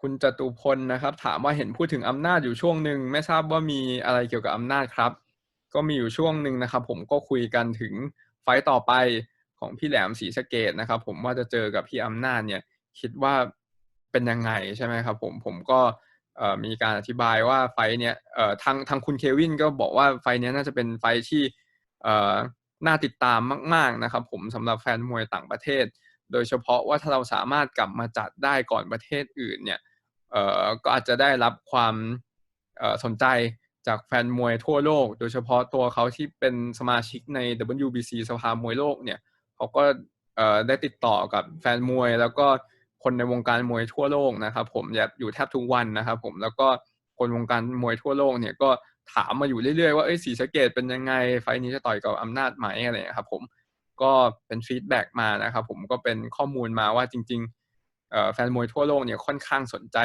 ในไฟล์นี้นะครับส่วนตัวผมก็คิดว่าจริงๆไฟล์นี้น่าจะสนุกเพราะว่า1พี่อำนาจเนี่ยถึงแม้บางคนอาจจะคิดว่าอายุมากแล้วหรือเปล่าใช่ไหมครับซึ่งอายุก็มากจริงๆนะครับแต่ว่าถ้าดูผลงานที่ผ่านมาปีที่แล้วเนี่ยตั้งแต่แพ้นวพลมาเนี่ยพี่อำนาจเนี่ยปีที่แล้วต่อยมา2ครั้งชนะมวยที่มีชื่อเสียงแล้วก็ฝีมือดีทั้ง2ครั้งนะครับผมครั้งแรกเนี่ยชนะเพชรบางบอนสิทธิ์หมอวิวัฒน์นะครับซึ่งเพชรบางบอนตอนนี้ก็เป็นรองแชมป์โลกอันดับ13ของ WBA รุ่นแบนตัมเวทอยู่เลยก็ถือว่าเป็นมวยที่เป็นมวยรองแชมป์โลกนะครับแล้วก็ครั้งที่2เนี่ยพี่อำนาจต่อยกับไบรอันโรบาทาเนียนะครับผมมวยหมัดหนักจากประเทศฟิลิปปินส์สถิติชนะ16ครั้งชนะน็อกประมาณ11นะครับผมตอนนั้นแพ้แค่5ครั้งซึ่งเป็นนักมวยหมัดหนักเป็นอดีตผู้ท้าชิงแชมป์ OPBF ที่ญี่ปุ่นนะครับแต่ว่าก็พี่อำนาจก็ต่อยข้างเดียวเลยก็ชนะไปและเหตุผลที่2นะครับผมพี่อำนาจรู้ตัวเนี่ยสำหรับไฟเนี้ยที่จะเจอกับพี่แหลมเนี่ยมานานแล้วนะครับผมเราคุยกันตั้งแต่ประมาณปลายปีที่แล้วเพราะว่าเรากะจะจัดจริงๆเนี่ยต้นเดือนเมษาใช่ไหมครับตอนแรกที่วางโปรแกรมไว้แต่ว่าก็จำเป็นต้องเลื่อนออกไปซึ่งถ้าเราจัดได้เดือนมิถุนายนเนี่ยพี่อำนาจก็มีเวลาเตรียมตัวเกือบ6เดือนถึงแม้จะไม่ได้ซ้อมแบบเต็มที่ทั้ง 5-6 เดือนไม่ได้ลงนวมเต็มที่ทั้ง 5-6 เดือนเนี่ยแต่น้อยเขาได้ทำร่างกายทำน้ำหนักทำร่างกายมาแล้วเนี่ยเกือบ 5-6 เดือนนะครับเพราะฉะนั้นร่างกายของพี่อำนาจเนี่ยก็พร้อมแน่นอนที่จะต่อยกับพี่แหลมนะครับผมซึ่งพี่อำนาจเนี่ยระดับฝีมือเนี่ยก็เป็นชั้นครูแล้วแหละก็เป็นระดับสูงมากระดับโลกนะครับผมแล้วก็ร่างกายก็น่าจะพร้อมครับผมเพราะว่ามีเวลาเตรียมตัวมานานเพราะฉะนั้นไฟเนี้ยเราก็คุยกันว่าเป็นไฟที่น่าตื่นเต้นแน่นอนโดยเฉพาะถ้าเราสามารถกลับมาจัดได้ก่อนประเทศอื่นทั่วโลกเนี่ยก็จะเป็นไฟที่ชาวต่างชาติให้ความสนใจเยอะแล้วก็อาจจะสามารถดึงแฟนมวยต่างชาติให้มาดูไฟนี้ได้เยอะขึ้นเหมือนกันสร้างชื่อเสียงให้พี่แหลมสร้างกระแสให้พี่แหลมขึ้นมาโดยแล้วก็ สร้างชื่อเสียงสร้างเครดิตให้กับตัวพี่อำนาจเองด้วยนะครับอันนี้ก็เป็นสิ่งที่คุยกันนะครับผมคุณแสงนรงค์นะครับผมถามว่าวันที่2นี้ยังจัดอยู่หรือเปล่าครับผมเห็นภาพหน้าปกขึ้นว่าวันที่2นะครับผมก็ต้องเรียนแจ้งนะครับผมวันที่2นะครับผมวันเสาร์หน้าเราต้องจำเป็นต้องเลื่อนออกไปนะครับผมซึ่งในโปสเตอร์อาจจะเขียนภาษาไทยอาจจะยังไม่ได้เขียนภาษาไทยเดี๋ยวผมไปอัปเดตนะครับผมแต่ก็ต้องขออัปเดตว่าเรามีความจำเป็นต้องเลื่อนออกไปก่อนเพราะว่าสถานการณ์ยังไม่เหมาะสมที่เราจะสามารถจะจัดได้นะครับผมแล้วก็ยังไม่สามารถขออนุญาตจากทางการได้ด้วยนะครับที่เราจะจัดได้แล้วก็จำเป็นจะต้องให้ความร่วมมือกับภาครัฐไปนะครับผมก็ต้องช่วยกันนะครับผมในทุกๆฝ่ายนะครับผม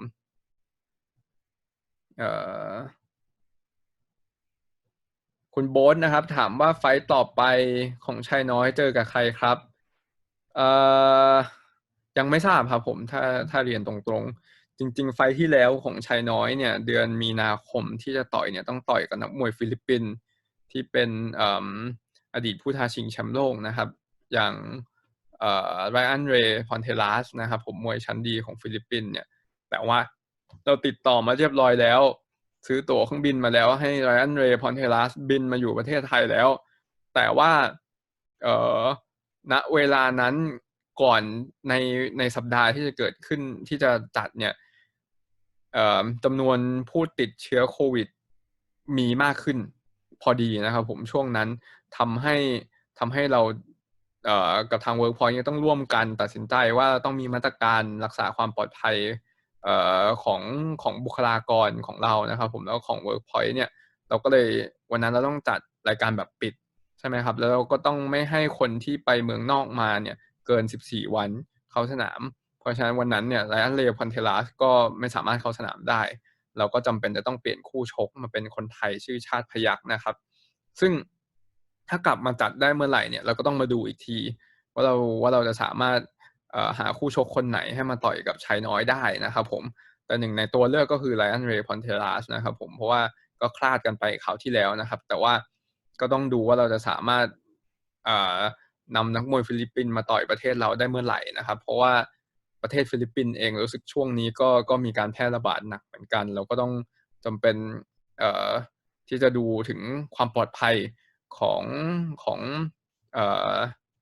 ของทุกๆฝ่ายนะครับที่เกี่ยวข้องก็อาจจะต้องดูสถานการณ์กันไปวันต่อวันว่าทำยังไงถึงจะเหมาะสมที่สุดนะครับผม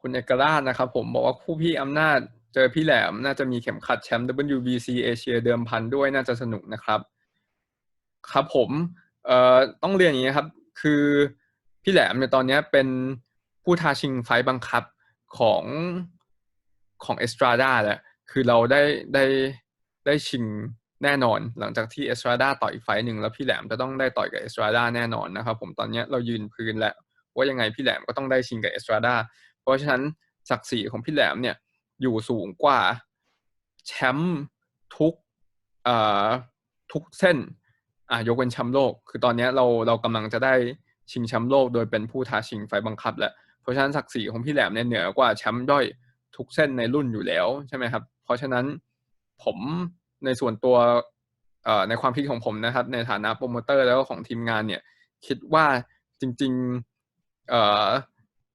น่าจะไม่ชิงแชมป์เอเชียนะครับผมไฟนี้เพราะว่าพี่แหลมศักดิ์ศรีเนี่ยเกินแชมป์เอเชียแล้วตอนนี้แล้วเพราะฉะนั้นไฟที่ต่อยกับพี่อำนาจเนี่ยผมคิดว่าศักดิ์ศรีมันเทียบกันได้อยู่แล้วครับผมอาจจะเว้นแชมป์ WBC เอเชียไว้ก่อนนะครับผมเพราะว่ายังไงเราได้ชิงอยู่แล้วเราไม่จำเป็นจะต้องไปชิงเข็มขัดหรือว่าทำเรื่องเพื่อเลื่อนอันดับของพี่แหลมแล้วเพราะอันดับตอนนี้เราอยู่เบอร์ 1แล้วก็เป็นผู้ท้าชิงไฟบังคับอยู่แล้วนะครับผม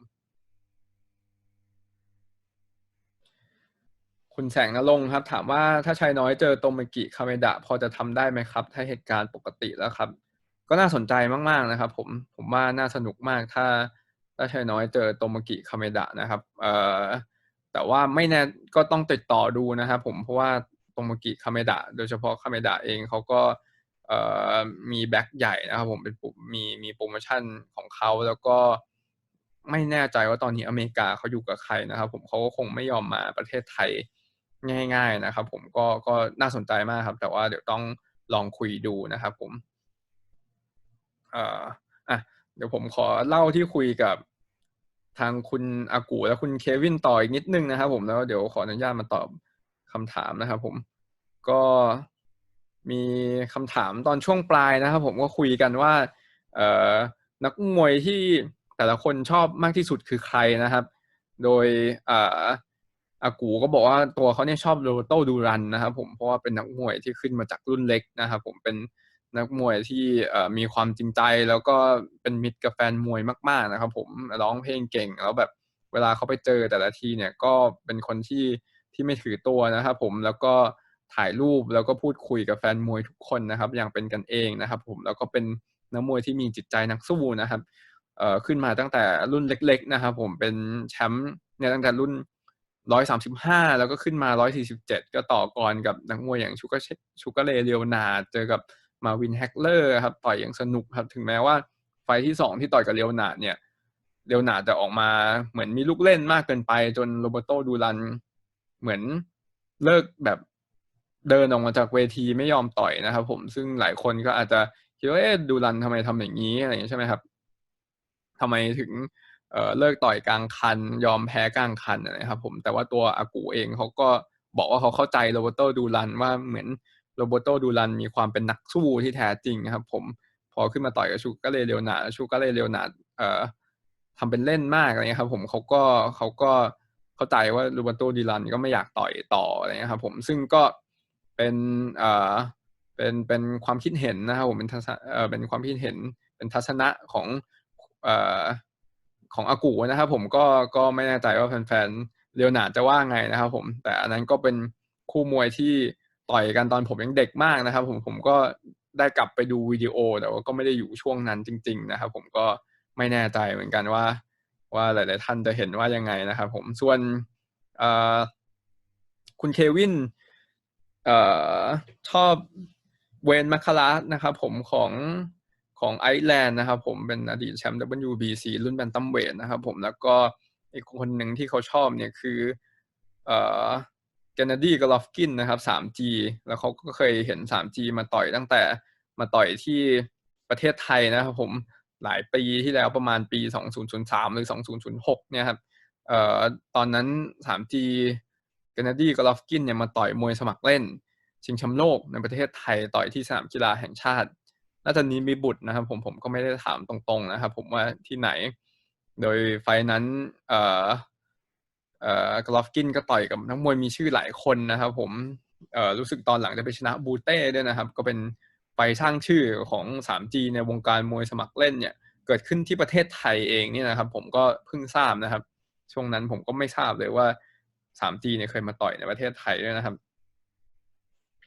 ส่วนคำถามที่เขาถามผมว่านักมวยอันดับหนึ่งที่ชอบที่สุดของผมคืออะไรนะครับผมตอบว่าพี่แหลมนะครับผมซึ่งคุณเควินก็บอกตอบเอาใจพ่อหรือเปล่าแต่ผมก็บอกไม่ใช่นะครับผมเพราะว่าที่อธิบายไปก็คือคิดว่าการที่เราอยู่ในทีมแล้วก็เป็นส่วนหนึ่งของความสำเร็จของใครสักคนแล้วก็เหมือนร่วมสู้กันมาเนี่ยเหมือนเราก็มีความรู้สึกผูกพันนะครับผมเวลาสำเร็จด้วยกันเนี่ยมันก็เหมือนเป็นความภาคภูมิใจแล้วก็เป็นอะไรที่อยู่ในความทรงจำทั้งชีวิตนะครับผมก็มีโอกาสได้คุยกับประธานสภามวยโลกนะครับผม WBC ครับท่านโมซิโอซูไลมานอยู่ที่เม็กซิโกนะครับผมคุยกันว่าวันนั้นที่เราอยู่ที่ Madison Square Garden ที่นิวยอร์กเนี่ยความรู้สึกตอนที่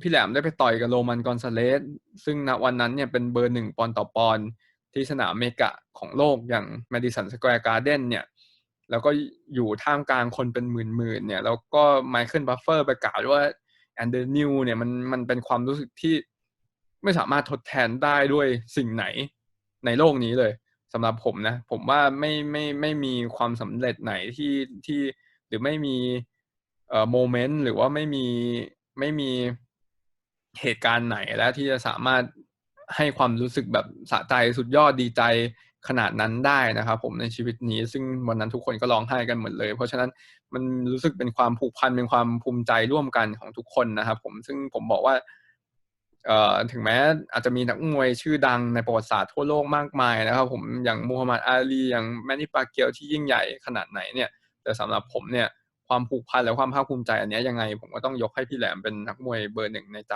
นะครับผมอันนี้คือที่คุยกันนะครับผมแล้วก็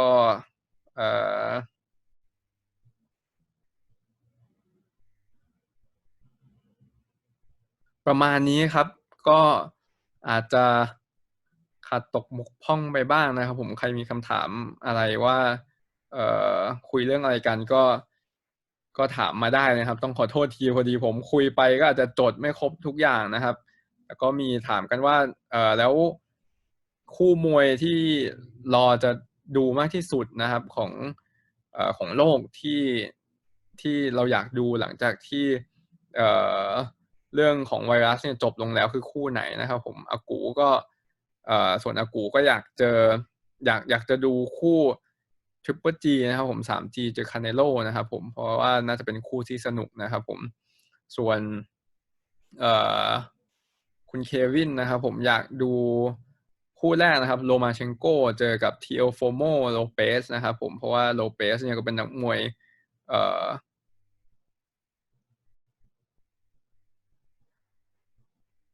นะผมเป็นนักมวยชื่อดังนะครับเป็นนักมวยดาวรุ่งนะครับผมโลเปสที่ขึ้นมาแล้วก็น่าจะต่อกรกับโลมาเชนโกได้สูสีเลยนะครับผมก็น่าสนุกนะครับแล้วก็อีกคู่หนึ่งที่คุณเควินอยากดูแล้วส่วนตัวผมก็อยากดูมากนะครับก็คือคู่อูบาลี่นะครับผมเจอกับโดติโตโดแนเป็นการชิงแชมป์โลกรุ่น118ปอนด์ของ WBC นะครับผมว่าต้องสนุกมากๆโดยเฉพาะผู้ชนะเนี่ยในอนาคตต้องได้เจอกับนวพลแน่นอนเพราะว่านวพลจะได้เป็นผู้ท้าชิงไฟบังคับหลังจากที่สองคนนี้ต่อยกันนะครับก็เป็นคู่ที่เราอยากที่คุณเควินตั้งตาดูนะครับส่วนผมก็ตั้งตาดูเหมือนกันเพราะว่าในอนาคตผู้ชนะต้องเจอนวพลนะครับส่วนตัวผมคู่ที่อยากดูที่สุดก็แน่นอนครับพี่แหลมศรีสะเกษเจอเอสตราด้านะครับผมเป็นคู่อื่นไม่ได้ครับคู่นี้แน่นอนยังไงก็ตั้งเป้าต้องทำให้เกิดให้ได้นะครับคุณสาโรจน์บอกว่าเห็นพูดถึงชายน้อยใช่ครับคุณเควินก็ในฐานะตัวแทนสภามวยโลกนะครับผมที่ทำงานกับคน WBC ทั่วโลกนะครับก็บอกว่าคนสมาชิก WBC หลายๆประเทศเนี่ยถามถึงชายน้อยกันมาตลอดถามถึงชายน้อยมาเยอะมากนะครับก็ถามผมว่าเห็นยังไงบ้างนะครับผมก็ชายน้อยก็เป็นหนึ่งในนักมวยปั้นนะครับนักมวยดาวรุ่งของ WP Boxing และของประเทศไทยที่มีสไตล์การชกที่น่าตื่นเต้นมากๆนะครับสถิติชนะ10ชนะน็อก9เสมอ1เนี่ยแล้วชนะน็อก9นี่ไม่ใช่ชนะน็อกธรรมดานะครับหลายๆครั้งเนี่ยชนะน็อกแบบน่าประทับใจมากๆต่อยแล้วหลับไปเลยนะครับหลายๆคนก็เลยจำได้นะครับผมซึ่งก็อนาคตสดใสครับผมเพราะว่าตอนนี้ชายน้อยก็อันดับโลกเนี่ยอยู่อันดับที่12แล้วใช่ไหมครับก็มีสิทธิ์สูงมากที่จะสามารถgo inter ได้ต่อยต่างประเทศแล้วก็ได้ชิงแชมป์โลกในอนาคตนะครับ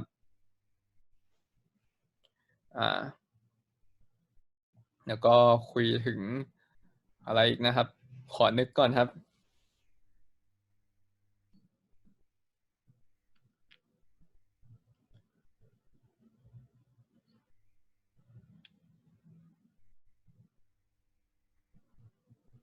คุณยอดรักนะครับขอตอบคำถามแล้วกันนะครับถ้านึกอะไรออกแล้วก็จะเดี๋ยวเล่าให้ฟังอีกทีนะครับคุณยอดรักนะครับถามว่าสมมุติว่าเอสตราด้าเสียแชมป์ขึ้นมาแล้วแชมป์โลกคนใหม่จะต้องต่อยกับคนอื่นก่อนหรือเปล่าครับแล้วค่อยมาเจอแหลมแบบนี้หรือเปล่าไม่ใช่ครับถ้าเอสตราด้าเสียแชมป์ในการชกไฟต์ต่อไปผู้ชนะต้องเจอกับพี่แหลมไฟต์ต่อไปทันทีนะครับผมไม่ว่าเอสตราด้าจะแพ้หรือชนะเนี่ยไฟต์ต่อไปพี่แหลมได้เจอแชมป์โลกและได้ชิงแชมป์โลกแน่นอนนะครับ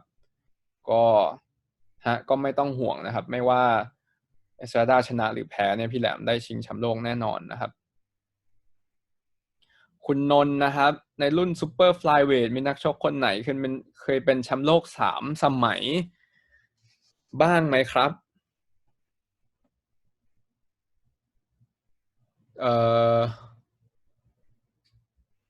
นึกไม่ออกครับ ถ้าใครนึกไม่ออกครับ อันนี้เดี๋ยวขอติดไว้ก่อนครับไม่แน่ใจครับ ถ้าใครมีคำตอบแฟนๆคนไหนมีคำตอบช่วยผมหน่อยนะครับ ช่วยตอบด้วยนะครับ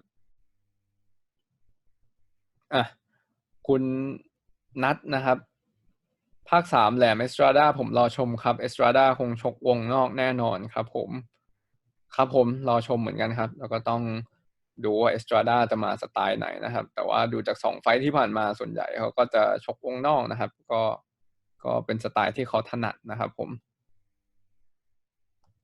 อ่ะผมว่ามีประมาณเท่านี้นะครับที่คุยกันหลักๆก็ประมาณนี้แต่ก็ถือว่าเป็นโอกาสที่ดีสำหรับผมนะครับในช่วงนี้ที่ได้คุยกับพี่น้องวงการมวยโลกจากประเทศต่างๆนะครับก็ขออภัยอีกครั้งนะครับที่คุยกันเป็นภาษาอังกฤษแต่ว่าก็หวังว่าจะเป็นอะไรแปลกใหม่ที่ให้ท่านผู้ชมแฟนมวยได้ดูกันนะครับคราวหน้าก็อาจจะลองเชิญคนในวงการมวยในประเทศต่างๆมาแสดงทัศนะนะครับเราก็จะได้เห็นวงการมวยที่หลากหลายมากขึ้นนะครับผมถ้าอยากให้ผมลองคุยกับใครเนี่ยก็สามารถบอกมาได้เลยนะครับเดี๋ยวผมก็ลองติดต่อเขาดูว่าเขาจะว่างมาคุยด้วยหรือเปล่าแล้วก็จะมาคุยให้ชมเหมือนอย่างนี้นะครับผมก็ถ้าชอบไม่ชอบยังไงนะผมอันนี้ก็ทำครั้งแรกๆถ้ามีอะไรผิดพลาดก็ต้องขออภัยนะครับผมก็เดี๋ยวจะมาจัดเรื่อยๆครับก็เดี๋ยวเจอกันใหม่ครับขอฝากอีกนิดนึงนะครับผมช่วงนี้ก็ยังไม่มีมวยต่อยเร็วๆนี้แต่ว่าเรามีมวยแฟนตาซีนะครับผมถ้าใครติดตามเพจ WP Boxing น่าจะเห็นนะครับผมเราจัดมวยแฟนตาซีก็คือมวยสมมุติขึ้นมานะครับผมจัดเป็นทัวร์นาเมนต์ว่าถ้านักมวยดาวรุ่งของเราต่อยกันถ้าสมมติว่าน้ำหนักเท่ากันเนี่ยใครจะชนะซึ่งตอนนี้เราก็มาถึงรอบชิงแล้วหลังจากที่ตอนแรกมี8คนที่เป็นดาวรุ่งของ WP Boxing นะครับตอนนี้เหลือ2คนก็คือชัยน้อยกับอภิเชษฐ์เดี๋ยววันจันทร์น่าจะลงแล้วก็ให้โหวตกันโดยผลแพ้ชนะเนี่ยตัดสินด้วยผลโหวตของแฟนมวย 100% นะครับผมไม่ได้มีความคิดเห็นของทางด้านทีมงานนะครับผมแล้วก็นอกจากนี้ก็สามารถเขียนคอมเมนต์กันได้ว่าการวิเคราะห์เจาะลึกว่าถ้าการชกอภิเชษฐ์ชกกับชัยน้อยแล้วเนี่ยสไตล์การชกจะออกมาจะเป็นยังไงนะครับแล้วก็จุดด้อยจุดเด่นของแต่ละคนเนี่ยเป็นยังไงนะครับผมก็เขียนมาได้โดยใครที่เขียนแล้วถูกใจกรรมการเนี่ยก็จะได้รับรางวัล1คนนะครับเป็นเสื้อ WP Boxing นะครับผมเสื้อ Official เลยซึ่งปกติเราให้เฉพาะทีมงานที่จัดงาน WP นะครับผมก็วันนี้ก็เอามาแจกแฟนมวยนะครับผมใครเขียนได้ถูกใจกรรมการก็รับไปเลยครับเดี๋ยวเราส่งไปรษณีย์ไปให้เลยนะครับผมตามไซส์ที่ผู้ชนะอยากได้นะครับผมก็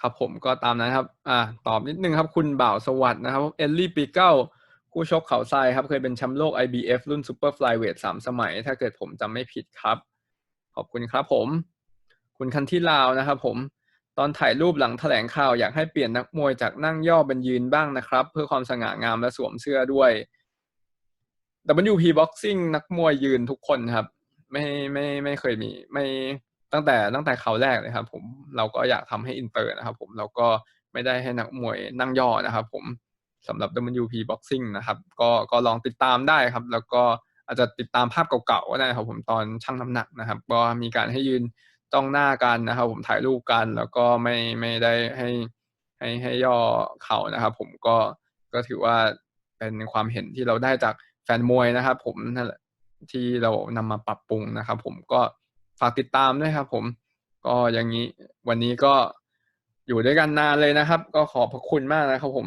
ทุกท่านที่มาอยู่ชมด้วยกันนานนะครับผมแล้วคราวหน้าเจอกันนะครับสวัสดีครับ